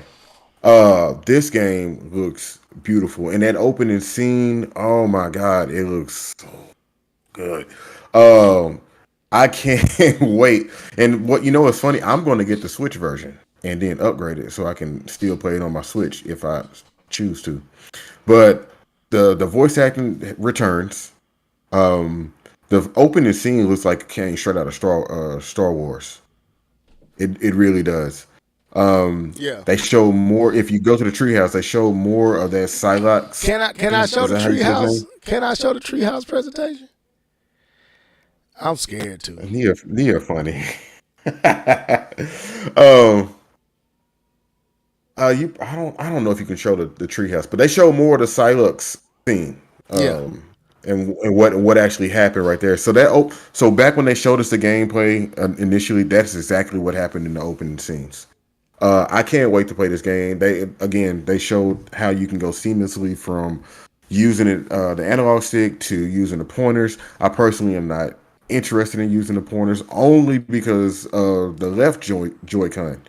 I'm gonna tell you right now, if I'm doing that, I like watching this comparison between the Switch and the Switch 2. It is changes in the terrain and everything. It's significant. Yeah, the contrast, it's cleaner. There's stuff in the terrain that's not in the Switch version. That's in the Switch 2 version. There's like literally rocks and stuff that's not even on the Switch version. That's on the Switch 2 version. Go ahead though. I seen a picture in the chat, in her visor. You can see like extra details in her visor. I mean, it's a first-person shooter game. You're not going to see her visor, but it's just a simple fact that detail is there. But this game looks amazing. It obviously for me it's day one. I'm getting it as soon as it releases because I'm just that Metroid dude. And unfortunately, but I got to tell you something. Yeah. Artifacts are back. Sorry to break it to you. Yeah, you probably got to find a bunch of artifacts. I'm okay with that. I mean, long as I ain't got to fight a whole bunch of Metroids trying to get back up to Metroid Prime, I'm okay. The artifacts wasn't my issue. Let me get my take, and I want to answer this. I hear a conversation between Dark 301 and Nia. Metroid Prime 4 is giving me Halo Infinite vibes. You do know that Halo, a lot of the people that made Metroid Prime actually worked on a lot of the Halo games. When Halo, what was the last Halo for? The 360. What was that Halo? The last one. Was that Halo 4? Yeah. Halo 3? Halo. Was it 4? Reach? I think it's Reach. It's not Reach. It's not Reach. But anyway, it was a few people from the team that worked on Prime that was on that team. If you go back and you research that, that's why it looked a lot like Prime, because the people who did the art for Prime also worked on Halo, that particular Halo. And was it Reach? Okay, it was Reach. So I thought it was 4, but no, man. Reach. This game looks noticeably better on the Switch. And I was like, dang, it is noticeably better. And I was pleasantly surprised. She said, reread what I said. Okay, let me go back and reread what Nia said. She said, Metro Prime is giving me what Halo Infinite didn't. My bad. Let me slap myself. What Halo didn't do. Okay. right. My bad. I misread you, Nia. Okay, K-Bump, come on through, bro. Have you got a chance to see Metroid Prime 4 uncompressed? Yes, I did see it uncompressed. And it still suffers from a little bit of the issues that I called out why I didn't think it looked beautiful. There's nothing really done to the textures on the. If you look at the textures on the ground and the floor, there still has that low quality to it, and it's also lacking a lot of foliage, even with the Switch upgrade. So I'll say that. Let me get the good out the way. It looks clean. It is very clean in the Switch 2 version. It looks very good in the Switch 2 version. Still the issues that I called out, like the reflections in the metallic, like it feels weird because it's metallic but it doesn't really have reflections. Her suit and the textures on the ground. And the lack of foliage to kind of bring more life to the scene. But as far as lighting looks good. It looks crisp. It looks clean. 4K 120 is gonna eat. It's gonna be dope. I think it's gonna be for people who not really who don't really catch stuff like that. I think it's gonna be an amazing game. I think people are gonna love it. Looking at these back and forth between the Switch and the Switch 2 version, bro, there's a lot of texture changing. A whole lot. I watched the uncompressed version on the Nintendo app, and it looks better. But I noticed those things. I'm saying that's how I'm gonna send you this video. Please send it. I mean, look at what they showed. But like I said, but it's gonna be good. Like it's much cleaner. It's much cleaner, and being able to play at 120 is going to be a big difference and I think some of the lighting looks good too, which is what people are going to draw to the most is the lighting of the game. So that's going to be dope. So I think it's going to be good. Okay, Keith, the floor is yours again. Any final thoughts on Mr. Prime, Mrs. Prime? Yeah, K-Bone just said something that made me think about Donkey Kong, and that's what it is. It's the lack of foliage between the ground and the mountain. Like it needs something to cover it up. But I'll give him that. He's right. That there needs to be something extra on the ground to give it more depth, I guess you could say. Mm-hmm. But it looks very flat. If you look at the ground and look at how the texture, the ground looks very flat, especially when she's walking through some of those other early sections when she's walking through the rainforest, and there's a flower, but then there's the grass is just flat. There's no grass strange. You know how you played Ghost of Tsushima level, and you walk through and you see the grass has individual strands. Like you see the depth of the grass. You don't get any of that from here. Like I said, I'm just saying that's what I'm calling out. Like I said, I'm not trying to hate on the game. I'm just saying that is the stuff that I am a visual person and I love graphics. I'm just saying that's what I look at and I notice it, and it throws me off a little bit. Not say I couldn't play it, but I definitely notice it. Yeah, I mean, I don't know. I know. Yeah, that's fair. I don't have no push against that. Okay, so any other thoughts on the? I don't think he was done. I cut him off. No, we can move forward because I want to get into some of the third parties and I want to hear your thoughts on that too. So, yeah. So and I want to talk about Zelda. Any other? Okay, so let's go to Zelda. And Keith, I'm gonna have to find, because some of this stuff really wasn't really showed off in the actual presentation like it should have been to me. So I'm kind of trying to go there. So go ahead, Zelda. Yes. As I mentioned in my opening, I don't plan on playing through Zelda again, but the fact that it's there, the HD, the Switch 2 editions, I got a chance to look at the uncompressed versions of both Tears of the Kingdom and Breath of the Wild, and they look amazing. And I will say this, and I think it's in the Switch dev, the little chat thing that they did.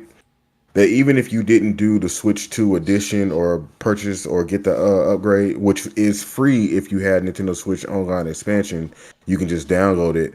But even if you don't do that, natively playing Tears of the Kingdom and Breath of the Wild in the Switch 2 is going to perform better off top. You won't have those new assets. You won't have those new features.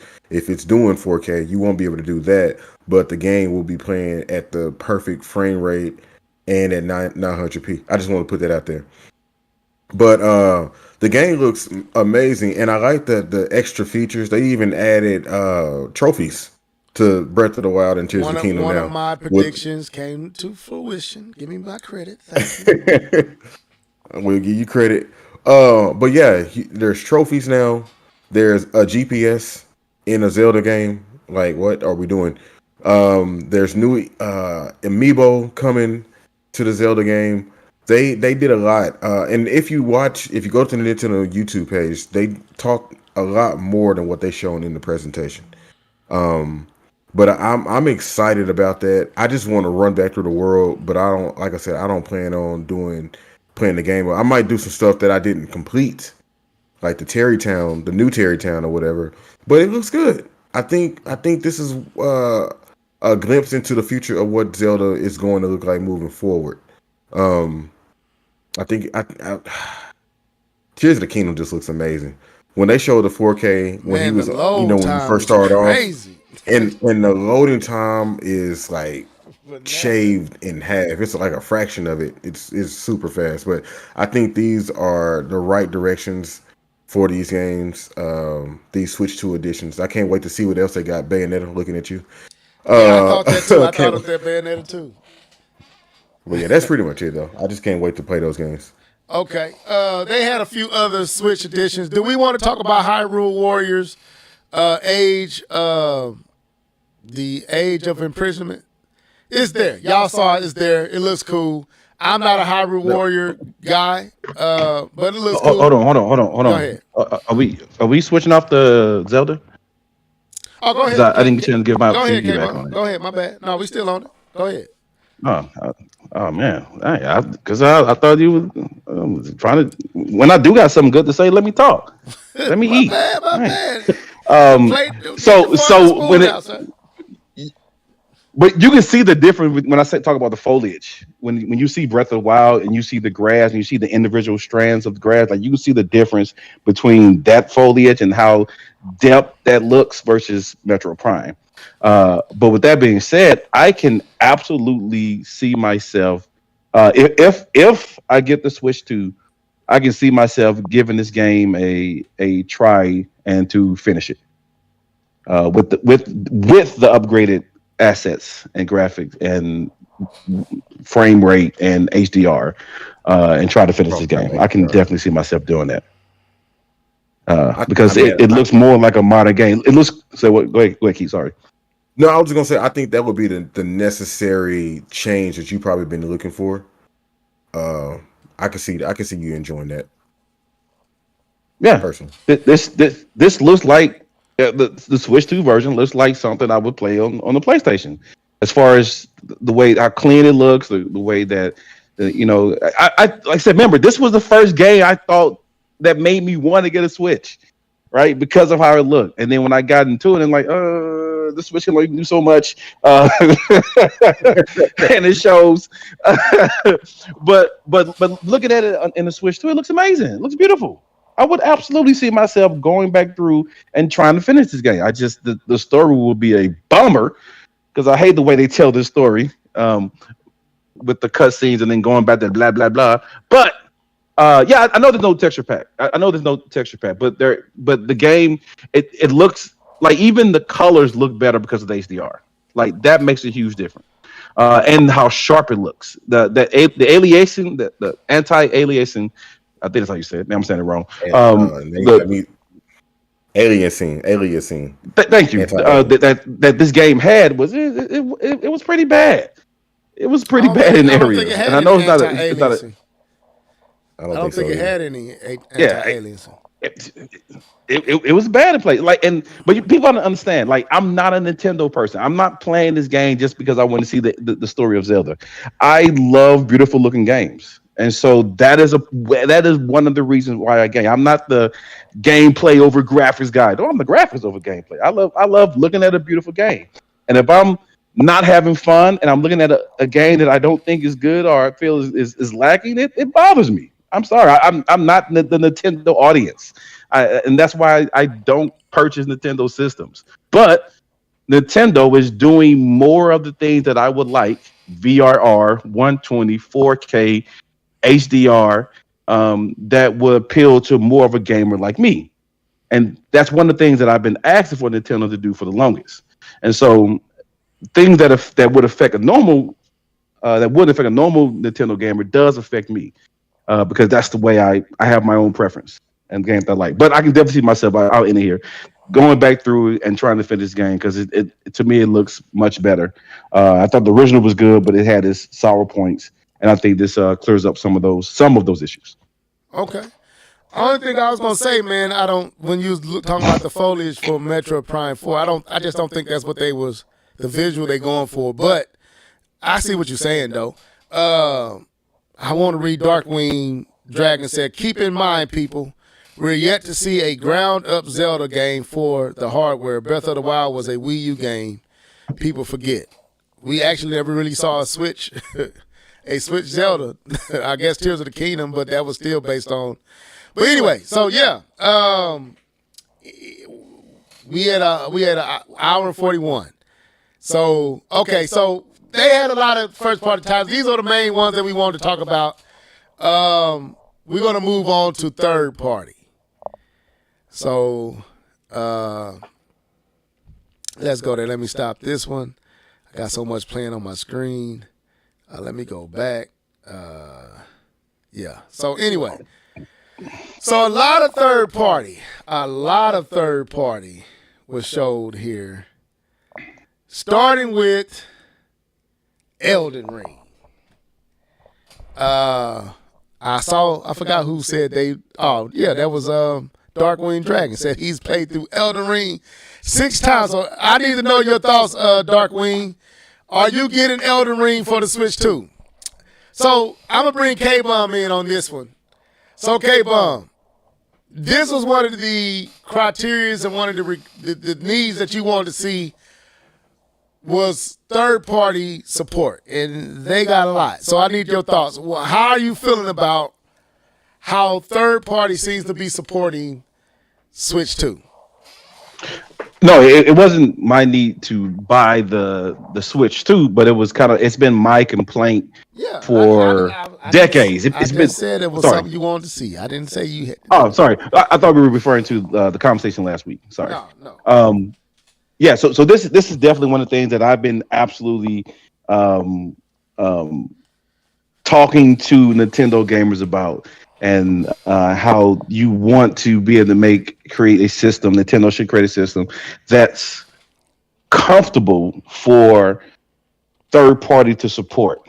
There's a lot, because previously with the Switch, there was a lot companies had to do in order to get the game to work on the system. And when we talk about Mortal Kombat, was that one?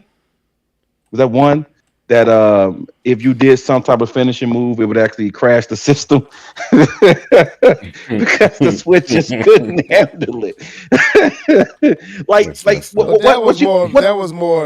It wasn't. They end up fixing that, but yeah, go ahead. Yeah, but because they had to make all these adjustments to the game to get it to work on the system. That's what I'm saying. That's a part of it. They had to continuously find ways to make it work on the system. And so what I've been saying is having a system that makes it easier for developers to get their games on their system. And that's exactly what you're seeing here with the Switch 2. And I think Level, you stated this. That was it Cyberpunk that it only took 7 weeks or something like that? Yeah, I'm talking about. Yeah, it took. I added that tidbit to it though. Give me my credit now. I'll give Levels credit. I'm trying to give you credit. Keep trying to take my shine, K-Bub. I ain't let them take it. Man, I'm finna go in the chat and read. Hold on. I literally put under that 7 weeks, sir. Give me my credit. I even put a video at that specific part where it says 7 weeks. Go ahead. Oh, go ahead, K-Ball. Go ahead. But that's what I'm talking about. Like you don't have to go through all this additional effort to make it play on the system. MK, they had probably been trying for the entire launch of the game. You have other games that don't launch date and date because they have to spend extra time just getting it to work on that system. That issue is going to be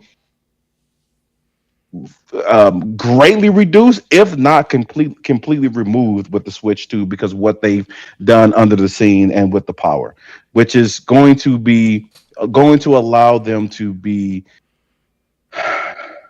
to be what they need to be number one, which is the system that you can own without needing to be the supported system.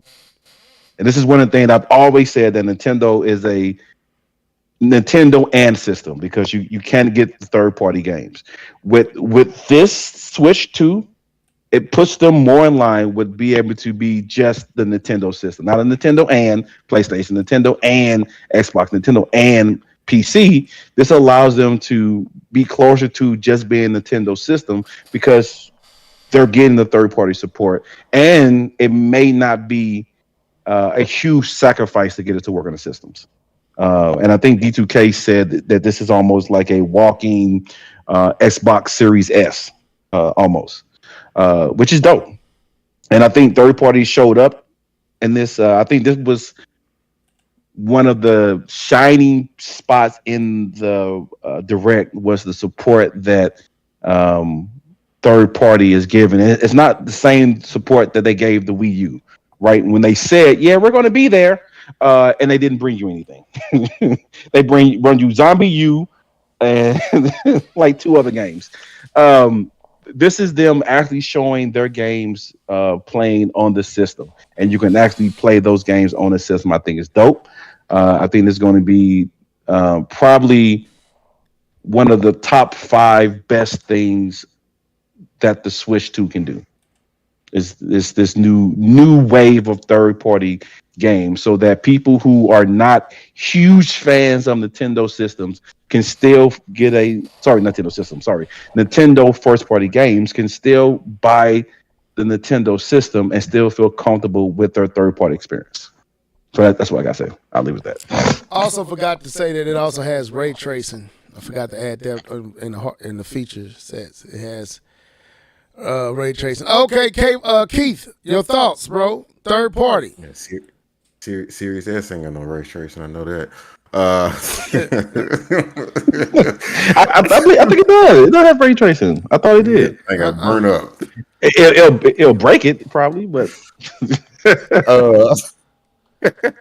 no, man, they did show up, man, and like I think we need to talk about that one From Software game, Dust Blood. I'm not a From Software gamer in the slightest. But the fact that they had that game, whatever it's going to be, some people are saying it's the spiritual successor to the Bloodborne game that's on the PS4. Yeah, that Sony fans have been asking for years. And Nintendo comes in and swoops in and say, "Hey, we'll take it." Whatever the sequel going to be. I think that's amazing, and I think anybody who's a true From Software fan, they're going to be looking at that, and that's a strong, heavy consideration for someone who may not even like Nintendo games, but just for that one particular title, they might like a Nintendo game just because they're like, I got to get that, because ain't no telling that game is ever going to leave Nintendo's clutches like Bayonetta came in and stayed. This Daemon X Machina, the original one was shell shaded, and I thought it had promise. Then I played the demo, and I was like, "This is garbage." I can't even keep up with it. I'm trying to pull the games up while he's talking. I thought we just talking about third party. My bad. I'm keeping up. I'm trying to keep up with you, but go ahead. I'm just playing. I just play. I'm talking about the games but Daemon X Machina looks amazing. Looks amazing. This is the Daemon X Machina that I thought we was gonna get. Because I refuse. Look, I don't like. But to be honest with you, I don't like that art style in general because I didn't even like the the PC version. I thought about getting it. I was like, nah, I think the game is just too bland. But that's definitely a cop for me for that Daemon X Machina. What else? I mean, they showed a bunch of stuff. Tony Hawk, Borderlands. They teased a new 007. Split Fiction's coming. You go back and listen to Level talked about that last week. It's so much stuff that they showed. What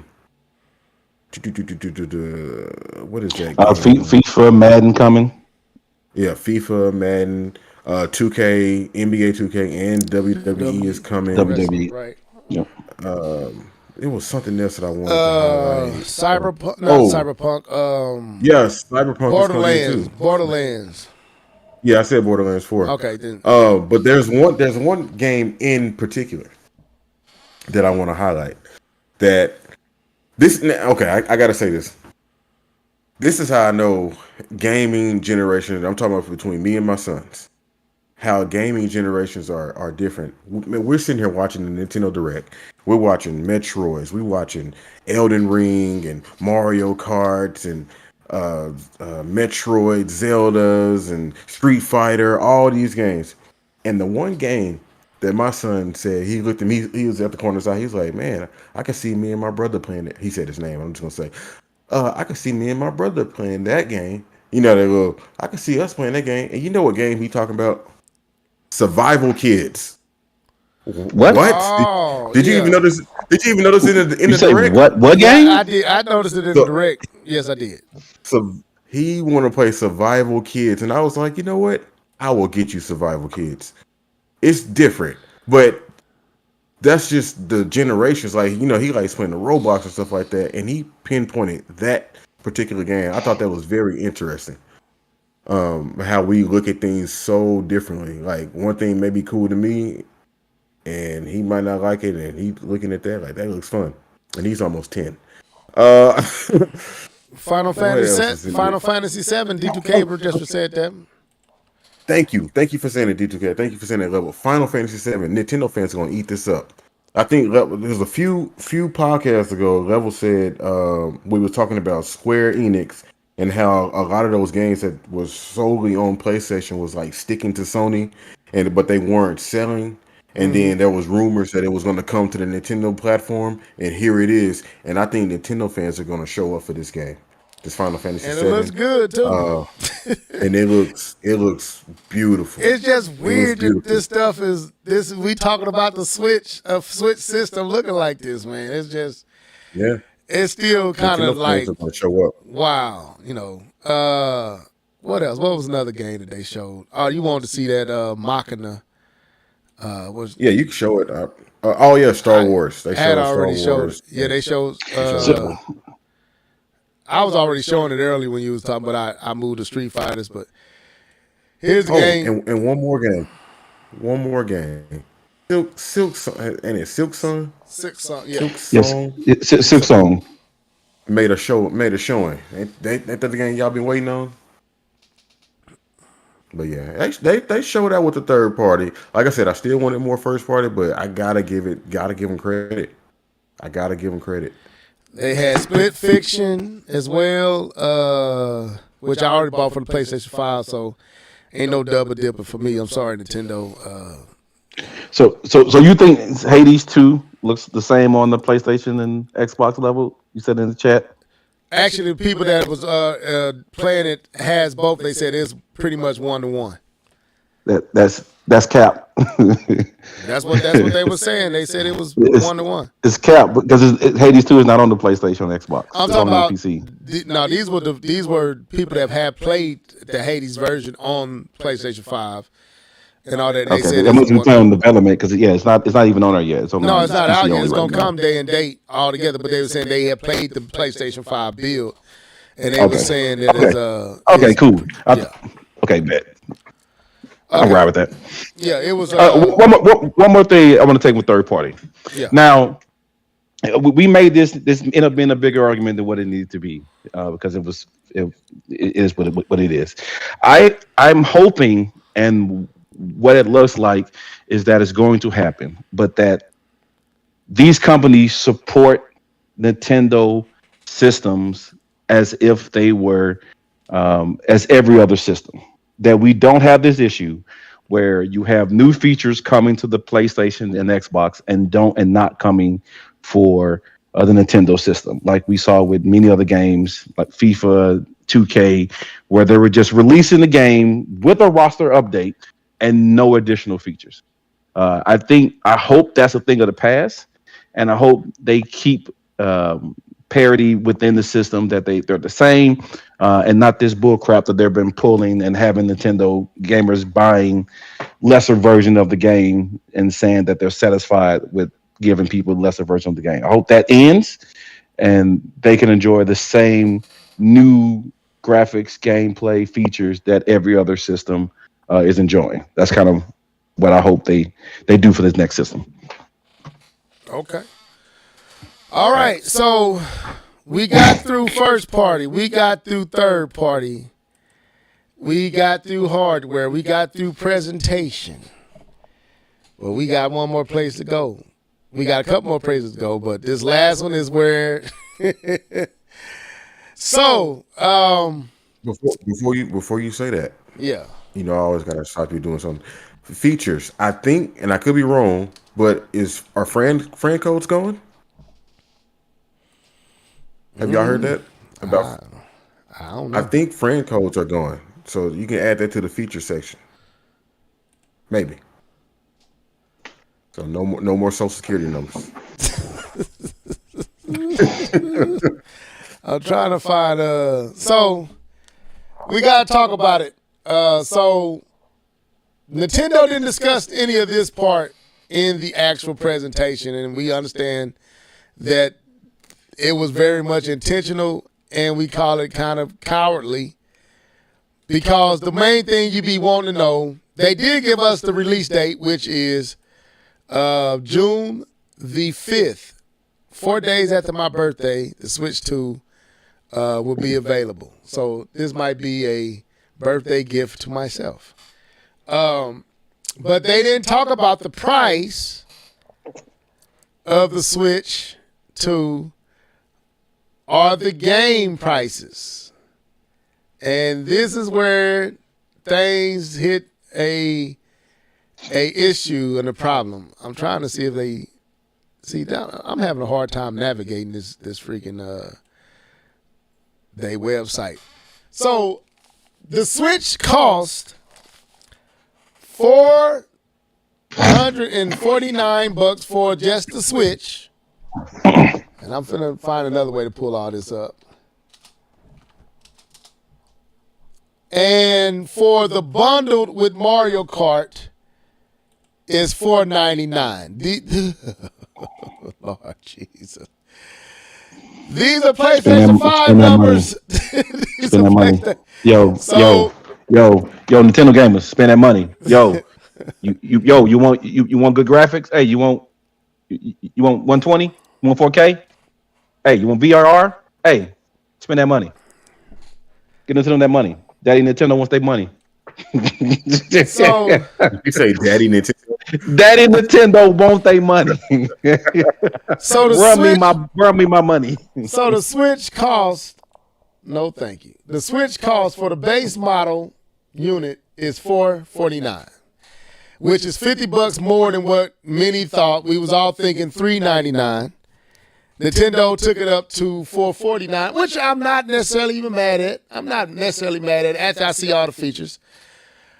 If you want the bundled Mario World, is $499. Those are PlayStation 5. These are put it like this: the Xbox Series S is literally 150 bones cheaper than the Switch 2. So let's deal with the price. Okay, the release date is June 5th. What do y'all feel about the release date? Are y'all happy that it's perfect? Fine. Perfect. Okay, it makes sense to me. I don't think you can do any quicker, to be honest. Okay, makes sense to me. So price, base model $450. I'm gonna bring it to you, Keith, and then you, K-Bum. Do you have a problem with the base model pricing being $50 over what we was all hoping for, the $399? now that it's $449? Yeah, no. I mean, I really don't know how to feel about this. This is one thing that I haven't really just focused on since the direct. Because I feel like no matter what the price is going to be, even if it was just some crazy number, I would have still considered it because I'm just a fan. And to me, this is fine. It's not. It's more than the original Switch. Obviously, it's more than what you said, the Series S. But I think based on just the Switch alone, this is okay. We're fine here. I think a little bit more probably would have been like, nah, we cool on that. But $449, $499 with the bundle with Mario Kart, I'm cool with that. It is what it is. I'm cool. Okay, I won't be buying two. No, definitely not. K-Bum, what are your thoughts on the base model of $499? This is, and I called this out several podcasts ago because we were guessing price, and I totally changed my answer. I totally changed it because I thought about one thing.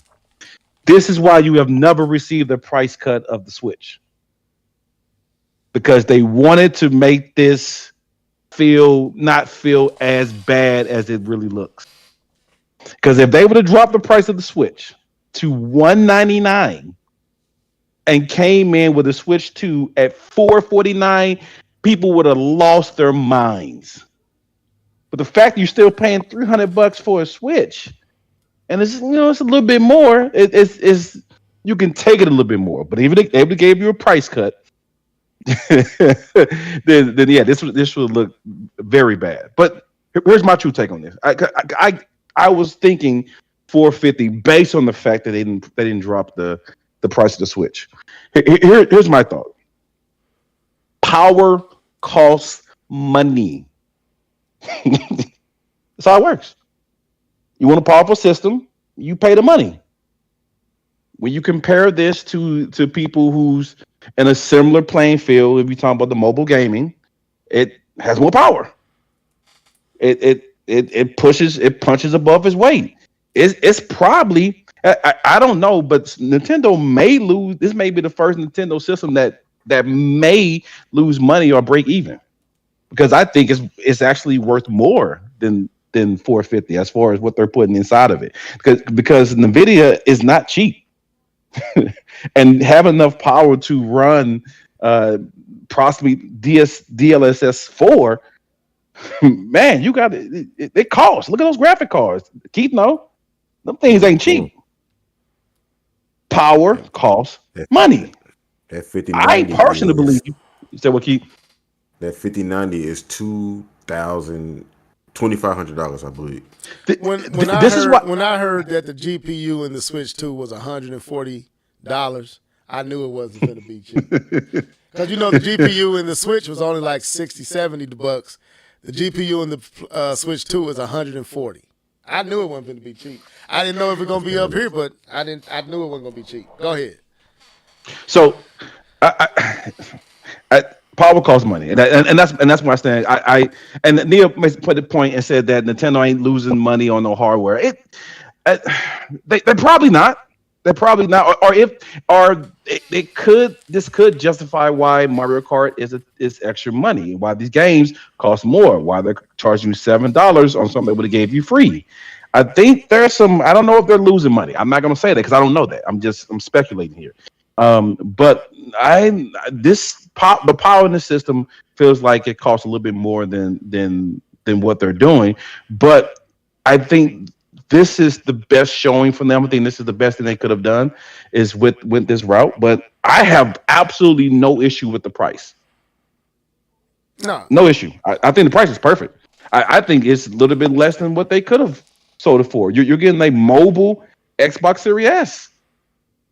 This is how much you can expect to pay with ray tracing. This is how much you can expect. Good job, Key. I like that. You threw that in there. Let me. This is how much you can expect for a system with this type of power. If you want the power, you gotta pay the money. So pay Daddy Nintendo. Yeah, this is another reason why, as I begin, and I feel like Nintendo should have spent more time on the hardware that justified that to make that price more understood. Because you're right, K-Bomb.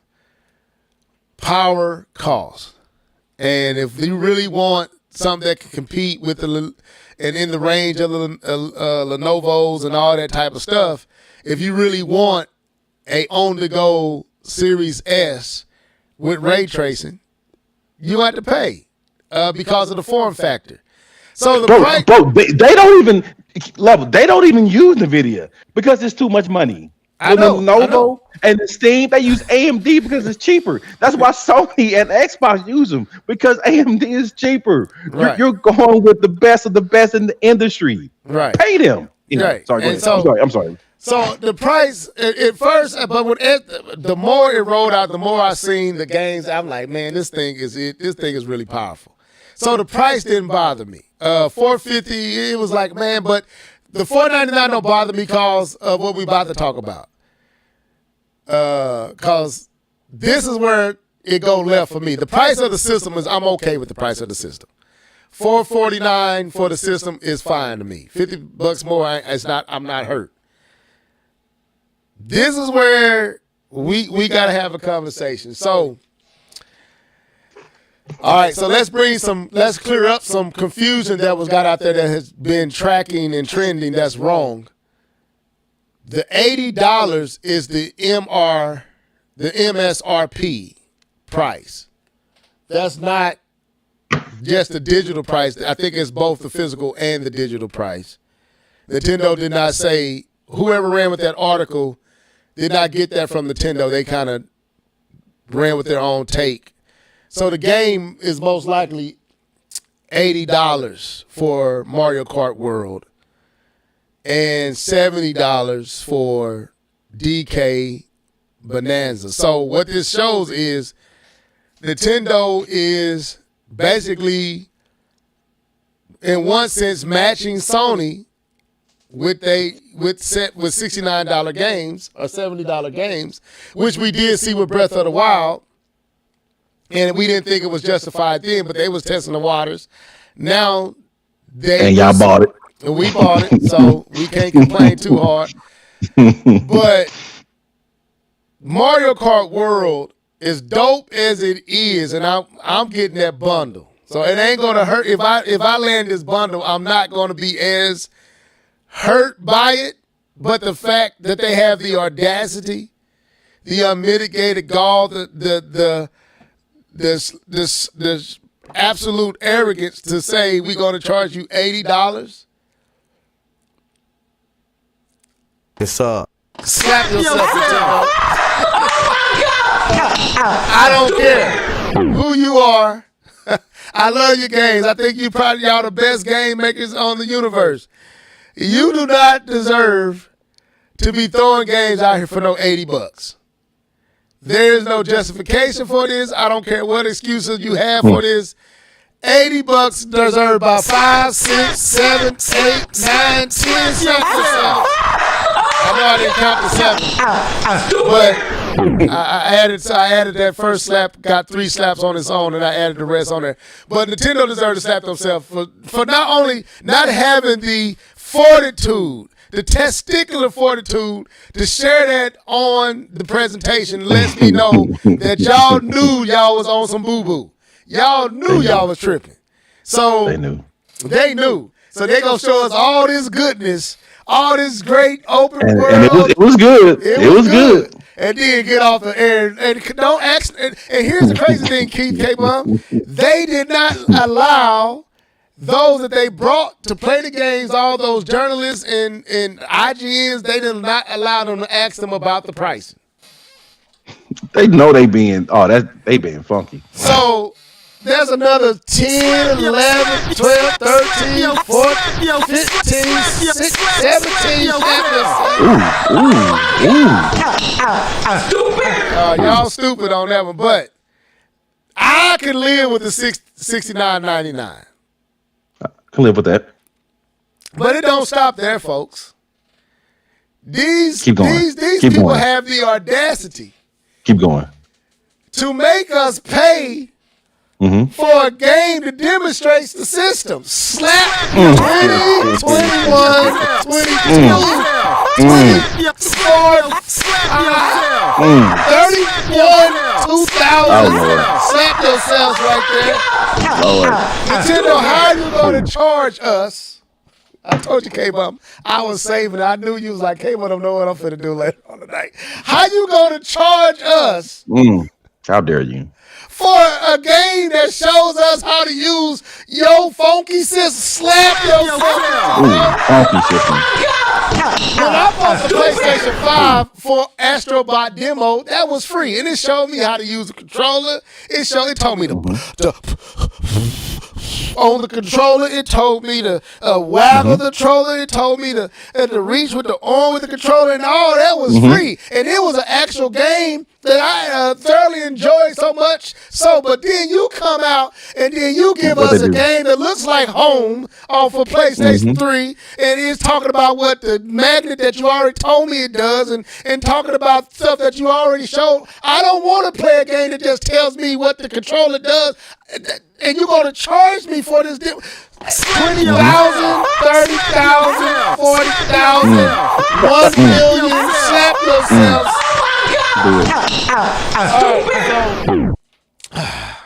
All right, so I've got all that out. And then y'all have the audacity here we go. with the Here we go. digital cards to give us a digital card that is not even the game, and y'all charging full prices for digital cards that fake like real cards, but you making them operate like real. 8 million, 9 million, 20,000 million, 1 million Elon Musk, Tesla, slap yourselves right there. I'm done. Who wants the floor? I got all my slaps out. I'll take the floor. All right. I'm fine with the price, man. 20,000 million, 18 million, slap yourselves for Keith. I know you're not serious. I'm dead serious. I'm 100% serious. Stop it. For Mario Kart, I'm serious. No. For those other games, I'm not serious. No, you I'm can't. You serious. can't. I'm not playing with y'all. I'm serious. Just for Mario because Kart. it's a good game, you can charge us more money. No, it's not because it's a good game. Just because it's a Mario great game, Kart. you can charge. Because it's a great game, you can charge me more money. It's Mario Kart. So I'm sorry. See, because it's a great game, you can charge me more. I never played it Are you before. giving them okay for that? I don't know if it's good. It's Mario Kart. Because it's a great game. So you're saying that you're okay with companies saying my game is great and actually being a great game and charging you more money. You saying, yes, sir, I will pay you more money for the same effort that every other company is putting into their games. If they wanted $85, I give them $85. Keith, stop it, man. You hurt my. Okay, wait a minute. Keith, I expected this from Level, but for Keith, Lord have look, mercy. if we Tears of the Kingdom. Tears of the Kingdom came out with a $10 price hike. We was like, what are you doing, Nintendo? But what did we do? For the game that we wanted to play, we spent the money. You got people right now talking about if Grand Theft Auto 6 came out at $9.99, I'm paying $999, I'm gonna buy it. Guess what? I believe him. I'm not. I believe him. Keith, So, you trolling a game us, that I man. want- You ain't serious, Keith. I am not trolling you. I am not trolling you. I don't like the price. I don't want this to be the trend. But Mario Kart will get my money. Oh yeah, it's getting my money, but it's getting my money in the bundle. In the bundle? See, I understand how budgeting works. See, you save $30, so I'm gonna save $30. I shall get a bundle. Don't worry about it, Matty Jazz. Well, I'm gonna get the bundle, too. I'm just so saying. that's why I keep saying what he said, because he's not going out there to buy the $80 game. He gonna get the bundle, save $30. So no sir. So for me, so You have to understand. Wait. Go ahead, Level. All right. Please continue. Now, Keith, I will be with you if Nintendo was doing something that had never been done. Breath of the Wild deserved what it was paid, what we paid for. I agree that it deserved it. because it was way more expensive than we ever thought it was going to be. So Is Mario Kart World not? I'm finna challenge that it is, because Okay, let's do it. I don't think Mario Kart is using the assets that a game like Forza or The Crew is using. And they were open world games in the same form factor. So Nintendo is borrowing that from them. Now it's adding its own spin to it, but when I looked at The Crew and going from the air to the sea to the land, that game, how much was that game, K-Bomb? How much was The Crew? It was the same as everything else, and it had sales. It was $59.99. $59.99. Yeah, $59.99. Yep. I will not give Nintendo the pass to charge us 80 bones for Mario Kart that probably did not cost as much to make as The Crew or Forza doing the same thing, and they charged us less for it. Now, those games are not Mario Kart. Not even close. So Nintendo knows they're messing with a juggernaut, and they can get that off just like they can get it off for Breath of the Wild. I mean, the Tears of the Kingdom. But this is my thing. It should be $69.99. If you want to make that the standard price for your games, make that the standard price, $69.99. Yep. Sony's already did that. That's what Nintendo should do. Nintendo is, and then to make the Switch editions, Metro Prime. If you buy Metro Prime on the Switch, you got to pay $80 to get. You got to add the $20 to get the Switch edition. So the game essentially costs $80. So it's not just Mario Kart. It's Metro Prime. It's Breath of the Wild and Tears of the Kingdom. Yep. It's Kirby, whatever that game is. From what I understand, unless this is wrong and Nintendo needs to clarify it, the edition is going to cost you $20 more than if you buying the game outright. Where you get that information from? Walmart website has Kirby Forgotten Land $79, has Tears of the Kingdom $79. Walmart's website. I don't trust Walmart's produce. I'm saying But they are a distributor. They are a distributor. They are. So I'm saying Nintendo can't look. I went from the PlayStation 4 to the PlayStation 5. I had Ghost of Tsushima, and I got a free upgrade for the PlayStation 5. It only took it up to 60 frames per second, but that was free. Now, I don't feel like it's wrong to have a price with Metro Prime 4 Switch Edition. But that price shouldn't be, it should, okay, if the Switch edition, if the Switch version costs $59.99, then it should be a $10 edition for the Switch 2 version. I'm okay with that. Breath of the Wild and Tears of the Kingdom, to me, should be free. That should be free. Kirby should be free. Just If for you have the Nintendo Switch if online you have the expansion, fish, you don't. If you pay them more money, what I'm saying, it shouldn't be behind a paywall. This is that But it's it's $50 for the entire year. Look at all the things that you get with it. But, though. It ain't just that one particular thing. Right, but if you were going for that one particular thing, it is not worth it. But that's what I'm trying to show you, Keith. It's not worth it because we have other systems that's already done what Nintendo is doing. I don't care about the other systems. But I do as a consumer. This is consumer. Now I'm not the fan. The fan has talked for the last hour, 2 hours. The consumer is talking now because I'm on a budget. See, I got a wife. I know K-Bum can kind of scratch a little bit and claw a little bit better. I'm waiting to buy me a Switch. I'm waiting on K-Bum to buy me a Switch. Yeah, K-Bum buys all the Switch, man, so we could just go ahead and get these games. Keep on waiting. Keep on waiting. Take one for the team, K-Bum. But anyway, I bought you a Nintendo game, both of y'all. So don't do me like that. As a consumer, I have to say This is the place that Nintendo lost me. It wasn't with the price of the Switch 2. It was with the price of the games. And I'm not mad at. And again, I'm not mad at Donkey Kong Bonanza being $69.99. Not mad at it at all. I'm okay with that. I'm okay with Mario Kart being okay. If it's an outlier, okay, I'll let you get that off Nintendo. But I am not okay with Metroid Prime being $80. I am not okay with Breath of the Wild and Tears of the Kingdom essentially being $80. Kirby being that Nintendo y'all are absolutely tripping. Kirby should be free.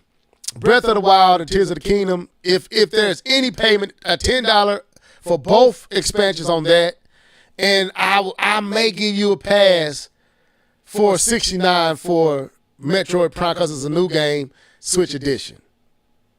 But everything else, it should not be behind a paywall. It should not be. You should not have to buy the online services to get it. Now that's cool if you go, because I think you should buy online for the Switch 2. I would have online for the Switch 2, so it doesn't bother me. But that's a lot. That's $4.99. Then I got to give $69 for Donkey Kong. I got to get a Pro Controller, so that's another. I don't even know how much that thing costs. You don't have a Pro Controller. So No, Keith. I have to get a Pro Controller. I got kids. I'm getting the new Pro. Oh, it works with the old Pro Controller? it works for no one. But do you understand? I don't have to get a Pro Controller. The new Pro Controller is $10 more. I heard that. And the new Joy-Con is also $10 more. The Joy-Cons are $89. The Pro Controller, I believe, is $79. They're both I might get me a Pro $10 more. But I don't need none for my kids. The Joy-Cons work? The old Joy-Cons work too? I believe they said they. I know the Pro Controller does. I believe the old one does too. Okay, then I'm good. I'll just get me a Pro Controller. But they increased the price on both of those accessories. That's fine. I'll give me one and they can play with the old ones. I'm good. All right, that works. Thank you, Keith, for letting me know. Fine for you guys. But no, the system itself is fine with me. The Pro Controller is fine with me because they added features on it that I'm fine They added with a that. C. They also added the trigger buttons that you can assign. But they got those. Everything those is elite. being added. Well, okay, let me try to justify. You this. can't justify that, man. I don't think you can. But let me ask you a question before I try to say anything. Why are you okay with Donkey Kong being $69 and not $59? I'm okay with Where's Donkey the Kong justification for the $10 bump? because it's switched to Breath of the Tears of the Kingdom was set $69.99 for the Switch. This is a new generation. PlayStation is already charging $69.99. So if they want to move up to that price, I'm okay with that. Because Sony, I'm already in the ecosystem of Sony. I'm already paying them prices. I didn't like it when Sony did it, but we here now.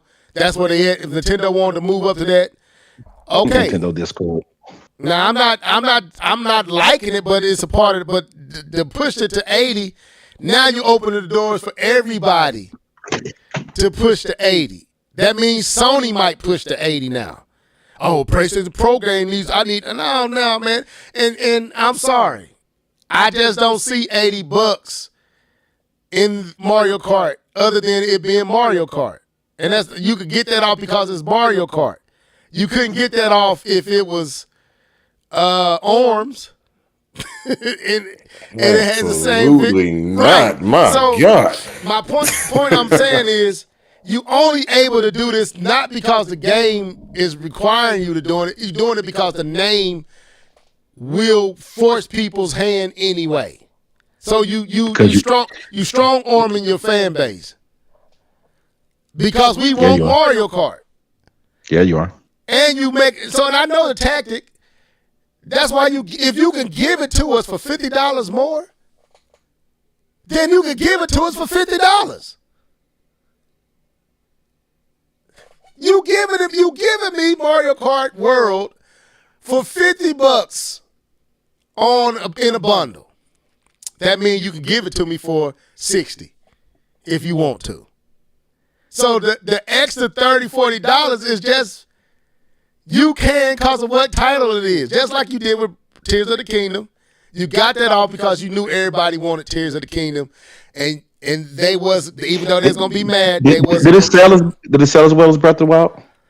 No. It still so no, it didn't. But people have a lot of people didn't like Breath of the Wild. That a lot of people bought Breath of the Wild because it was new, and they end up not being as big of fans of Breath of the Wild. I understand, but it did sell less. It sold 20-something million.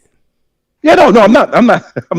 It was just a less. I'm not. It still did great. It sold less. I'm just saying, a lot of people didn't fall in love with the Breath of the Wild gameplay and the style. They wanted the traditional, but it still sold enough to where Nintendo they still made a good penny off of Tears of the Kingdom. But they did. I'm gonna get the floor to you, Keith, and I'm gonna let you, make your argument for I watching. had a point I want to make after Keith. I got a point I want to make, but I'll wait for Keith.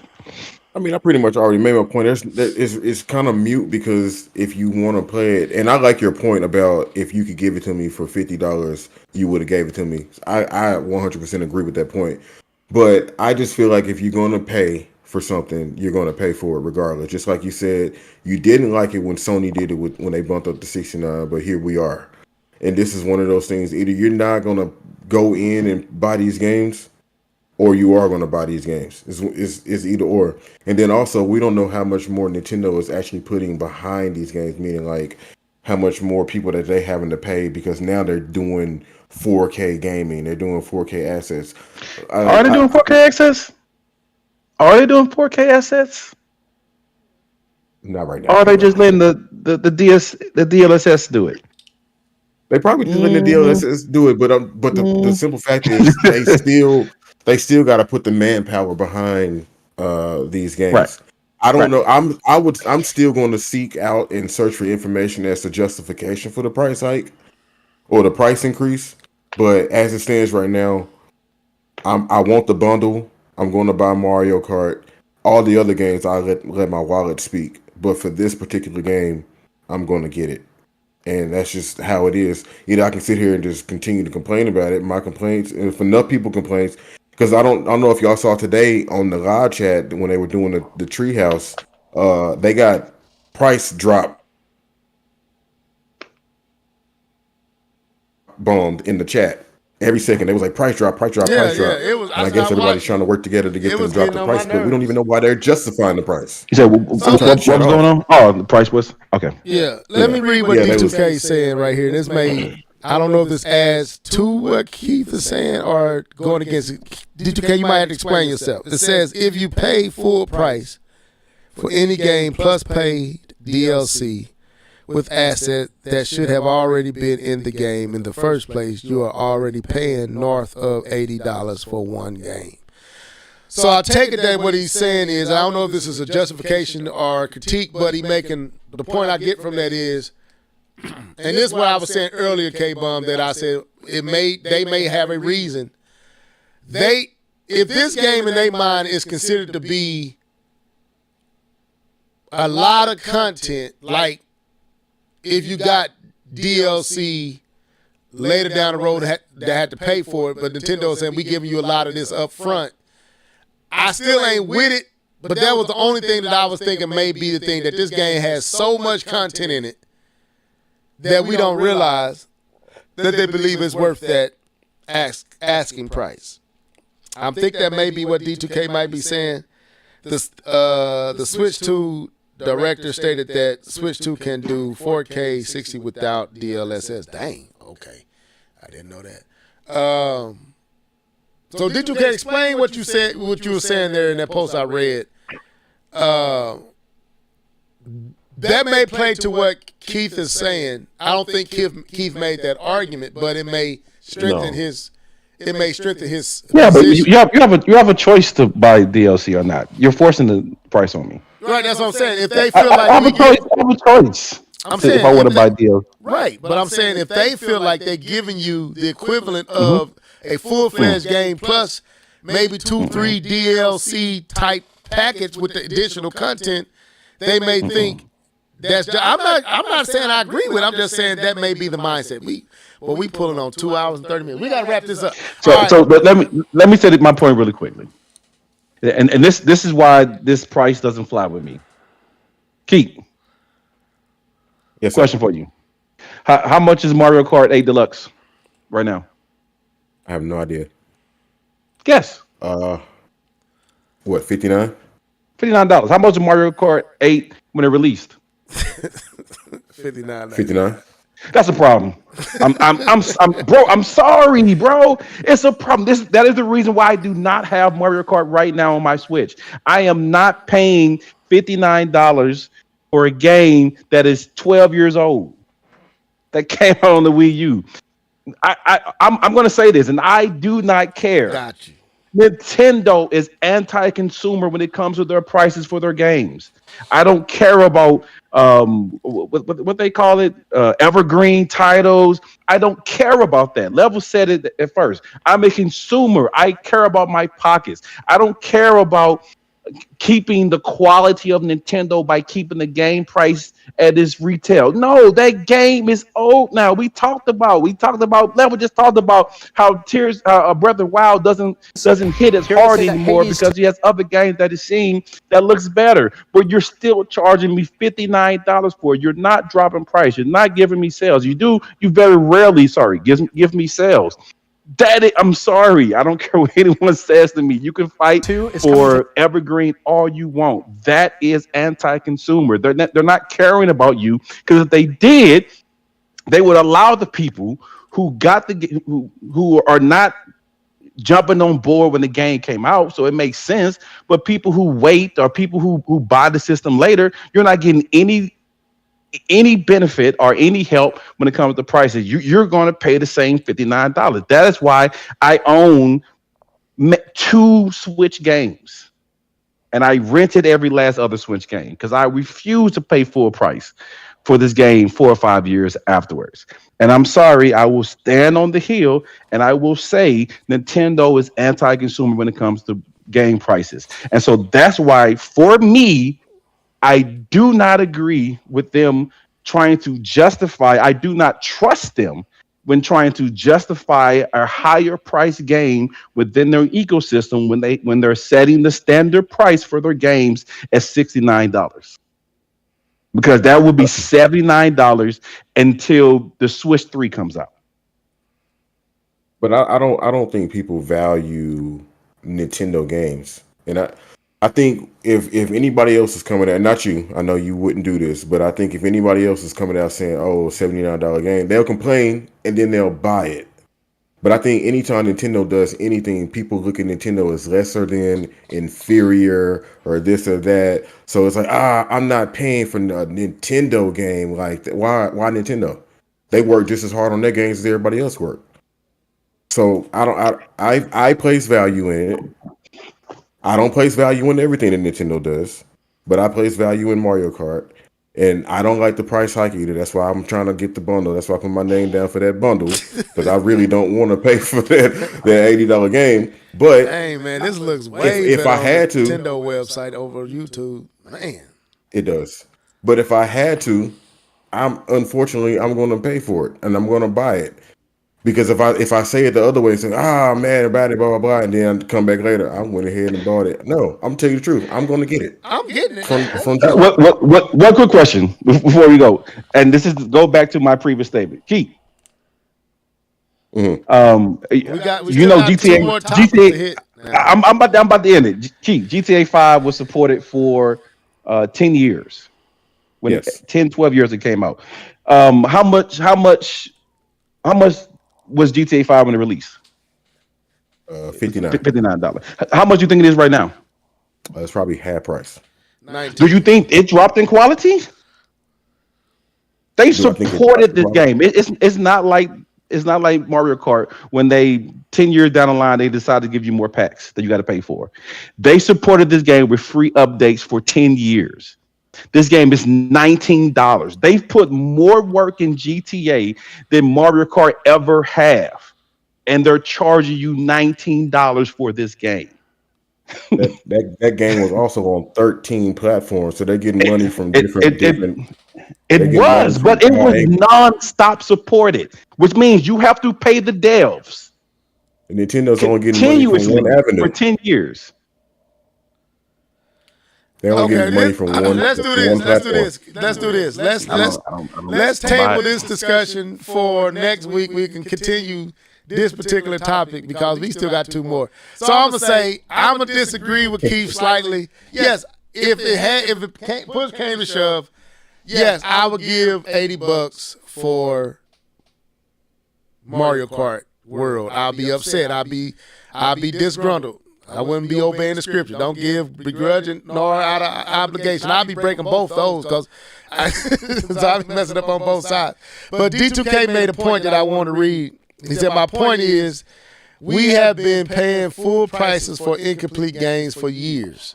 That was his point. So all these games have been incomplete because DLC, they making DLC and then you withholding the content to sell it as DLC. So you've been paying full prices for incomplete games for years. So, but again, that's another conversation. We're not going to continue. So let's move on because it's 2 hours and 35 minutes. We got to get this done. So, standouts. So let me give me your standouts of the show. What were your I'm gonna get this for the UK bum. What stood out to you about the show? What games, whatever, so we can wrap it up and get on to our final thought. Really quick, Mario Kart World is for me personally, the only standout when it comes to first party Nintendo was Mario Kart World.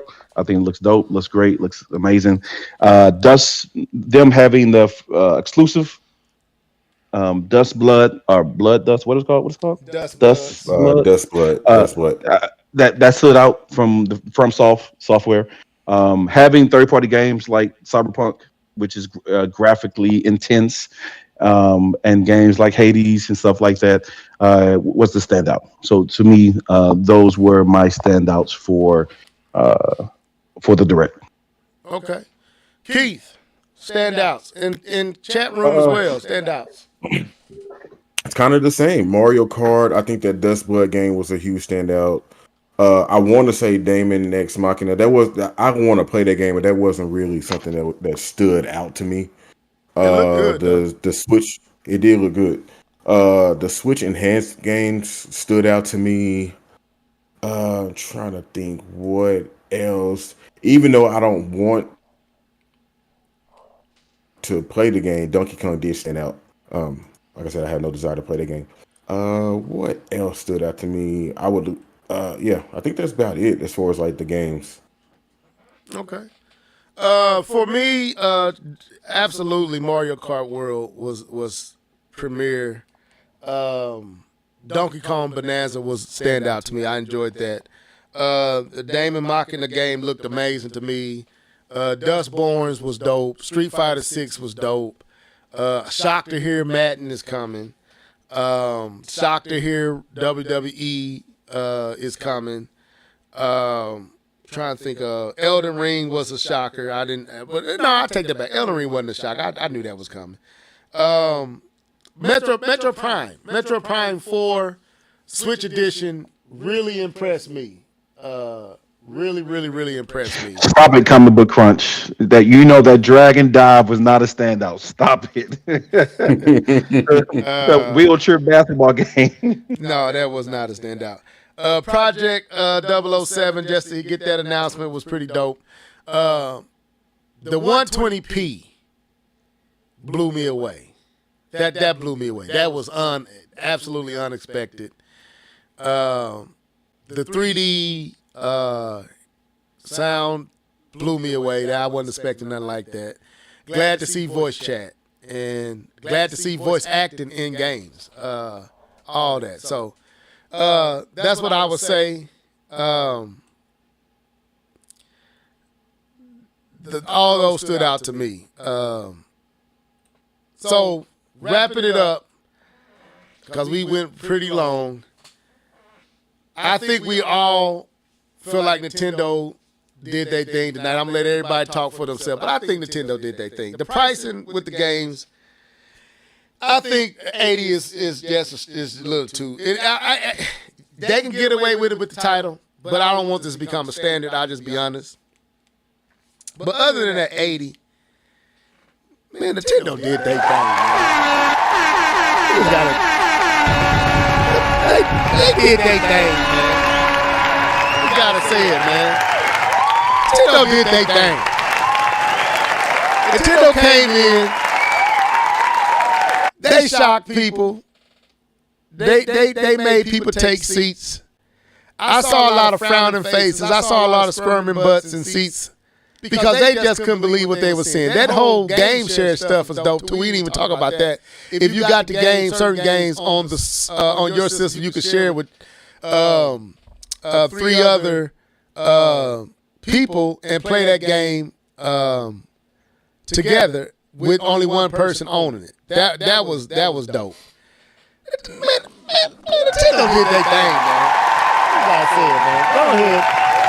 Who want to take the floor, man? They did their thing. Yeah, I agree. I think Nintendo did an excellent job showcasing a lot of things that everybody would want to know. Does it support third party? Is the third party, will I be missing features? And I think they did a good job of answering any of those questions with what they showed. I think the first party titles look great. Mario Kart looks fantastic. For those who want Donkey Kong and really liking what they saw, I'm glad Donkey Kong is back. I think the future is bright.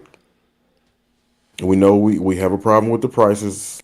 I'm still gonna get Mario Kart, but other than that, I think they did a really good, well-rounded show, and I think they did enough of a difference to show the difference between the Switch and the Switch 2. I think that was one of the things I wanted them to harp on the most, so we wouldn't have any Wii to Wii U confusion. So I think they did a good job. K-Bomb. So what was your question again? So I make sure I'm answering it. Just wrapping it up. Your final thoughts. Just wrap it up. Oh, yeah. This was a great direct. I thought Nintendo did what they were supposed to do. They showcased power without having to drag on it. They showcased that third-party support is there, and these games look good. And like you said, you guys were correct. The Nintendo Direct on the app uncompressed looks much better, which looks good. I'm very excited for it. Talking about me personally. So talking about me personally, I don't know if you're going to touch on this at the end, but since this is the wrap up, I'll touch on it. For me, I know I've been going back and forth for the Switch. There's 2 things. So right now, this is beating and leveled in. I don't think you understood this when I was talking in the chat. Right now, this is beating out Steam Deck. Right, I would get this over Steam Deck right now. But the problem is, there's no. That's what you need. That's what I was trying to explain. But they didn't do anything to make me get it yet. I'm still waiting for that exclusive game to make me want to get the Switch 2. And so I would love for that to occur. Seeing what they can do with Star Wars, Cyberpunk, and even the FromSoft game shows me that they are capable of supporting the type of games that I enjoy playing. I just need that first party exclusive game, not even first party, it doesn't have to be first party. That exclusive game that makes me say, okay, I need that system to play it. Because as you guys know, I have no loyalty to any Nintendo title. I don't have to play a Nintendo first party title. I can live my life without a Kirby, a Mario, Donkey Kong, any of that. I can live my life and be peaceful. But I really want them to have that title, that exclusive game that makes me say, okay, now it's time for me to get the Switch 2. And I will be happy to do that, looking at what they're able to do on that system. Comic book crunch. I read what you're saying, bro. Don't make me slap you. Slap yourself, man. Slap yourself, man. I ain't trying to wrap it up. I watch my ladies lose right now. I don't have to wrap it up. I'm watching this game the whole podcast. Come on, y'all. Go ahead, K-Bump. No problem. I get ready to end my point. No, but yeah. So once they have that game, I can see myself getting it. But as for launch, I will pass on it for launch, and I'll have my eye out for that game that makes me get it, because I would love to play Civ 7 on the Switch 2, but they're going to release that for the mobile sometime soon, so I'm not going to get the system for that. But something like that type of game I would play on mobile, because I think, or on the go, because that's kind of game you can take and still play everywhere. So Draymond that's my never shot this good in his life. I got a question for K-Bomb. So nothing that Nintendo currently has tickles your fancy. No, I've never owned a Nintendo system, because none of their first party draws me to their system. Because if it did, I would have had a Nintendo. I would have purchased my own Nintendo system. The last to see what the game would be. I would love for them to have it, but as far as first party, they don't have it yet. But the Switch 2 gives me hope. Yeah, like I said, I believe it's going to be short order before K-Bum be like, okay, I'm gonna get it. I don't think they. I said this earlier, and we get out. We about to get out of here. Play this music. I said this earlier in the chat. I believe there's so many third-party titles coming to the Switch that they just couldn't announce them all, because it would have cannibalized other announcements. So I think they're going to sparse out these third-party titles. This is a lot of third-party. And I don't believe, we didn't even see Call of Duty. We didn't see nothing from Microsoft. I believe that stuff is coming. So they gave some of these other games a chance to breathe. Just to let you know, like, to get the EA announcement, to get all the stuff that they got to show, Elden Ring, to get the exclusive with Dust Bloods, and all this stuff is really just in Cyberpunk. Like, to me, what they did was they showed you, oh yeah, we here, we playing with the big boys, but this ain't it. We just showing you this right now, because we just want to let them breathe. So when Microsoft show up, and with other games that you're not expecting, when the Call of Duties and all the other stuff show up, it's gonna be here. So Cyberpunk looks good, man. Yeah. So it looks good. I think your tune may change down the road here. Not too. I hope. I hope so. But with that being said, that was the show for tonight. And thank all y'all for tuning in. We went almost 3 hours, but it was deserved. They deserved it. And Nintendo did their thing. And we tried to make sure we went through it point by point. We didn't want to be unorganized and just freestyling. We tried to go through each point, really break it down. Man, we kept some, y'all was here, man. We got up to 22, 23 people out in here for a minute. And we still at 17. So I thank all of you for tuning in. Comic Book Crunch. Don't be hating on my Lakers. Don't be hating on my LeBron James. Please, Lord. LeBron James. I wish I had the music. But anyway, so I'm gonna let these dudes out. I started with K-Bun 20. Go ahead, bro. No, man, I enjoyed the podcast. It was all Nintendo, but I did not fall asleep. Hopefully, with this new power, pay for the power, people, I can enjoy Nintendo Directs and not look at 25 sales shaded game, JRPG platformer. So I'm hoping for a better future for me and my relationship with Nintendo. But I enjoyed the podcast. Thank you guys in the comment section for keeping us honest. Thank you for your feedback and your comments. I think Rage Banana, we didn't get a chance to call you out, but we see you. Oh, I didn't see Rage Banana. Oh, my bad. Shout out to you, man. Go ahead, see you. Go ahead, no, it's good. I enjoyed myself. See you next time. Bye-bye. Man, Nintendo Direct, $80. Nintendo Direct was.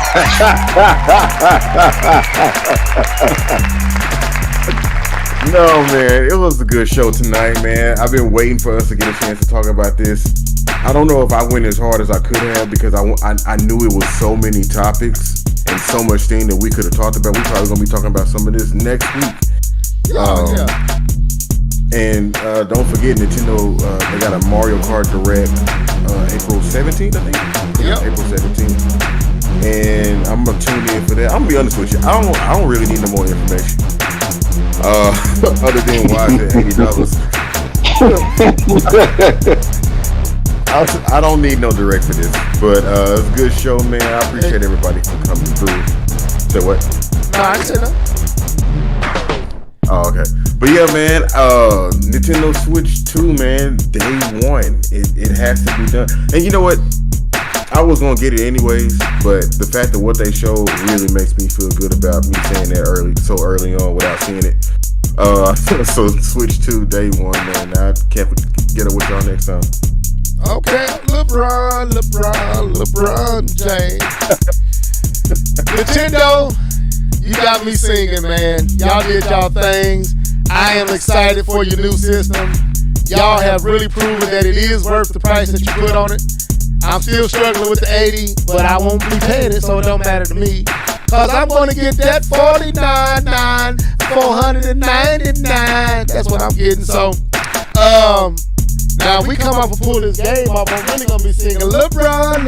Anyway, but thank y'all for tuning in. We had so many people in here tonight. I can't name all y'all on tonight. It's too many. Y'all was up in here deep tonight. No pause. I know what I just said. Y'all was in the comment section. Y'all was in the comment section deep. In the comment section deep. Man, y'all getting on my nerves. I thank everybody in here for tuning in. Man. We'll be back next week, same time, same place. All in your eardrum, all in your internet streets. This is the Live Level Gamers Podcast. Y'all be blessed and highly favored. And stay safe if you're in these storm areas. This podcast signing out. Till next time, deuces.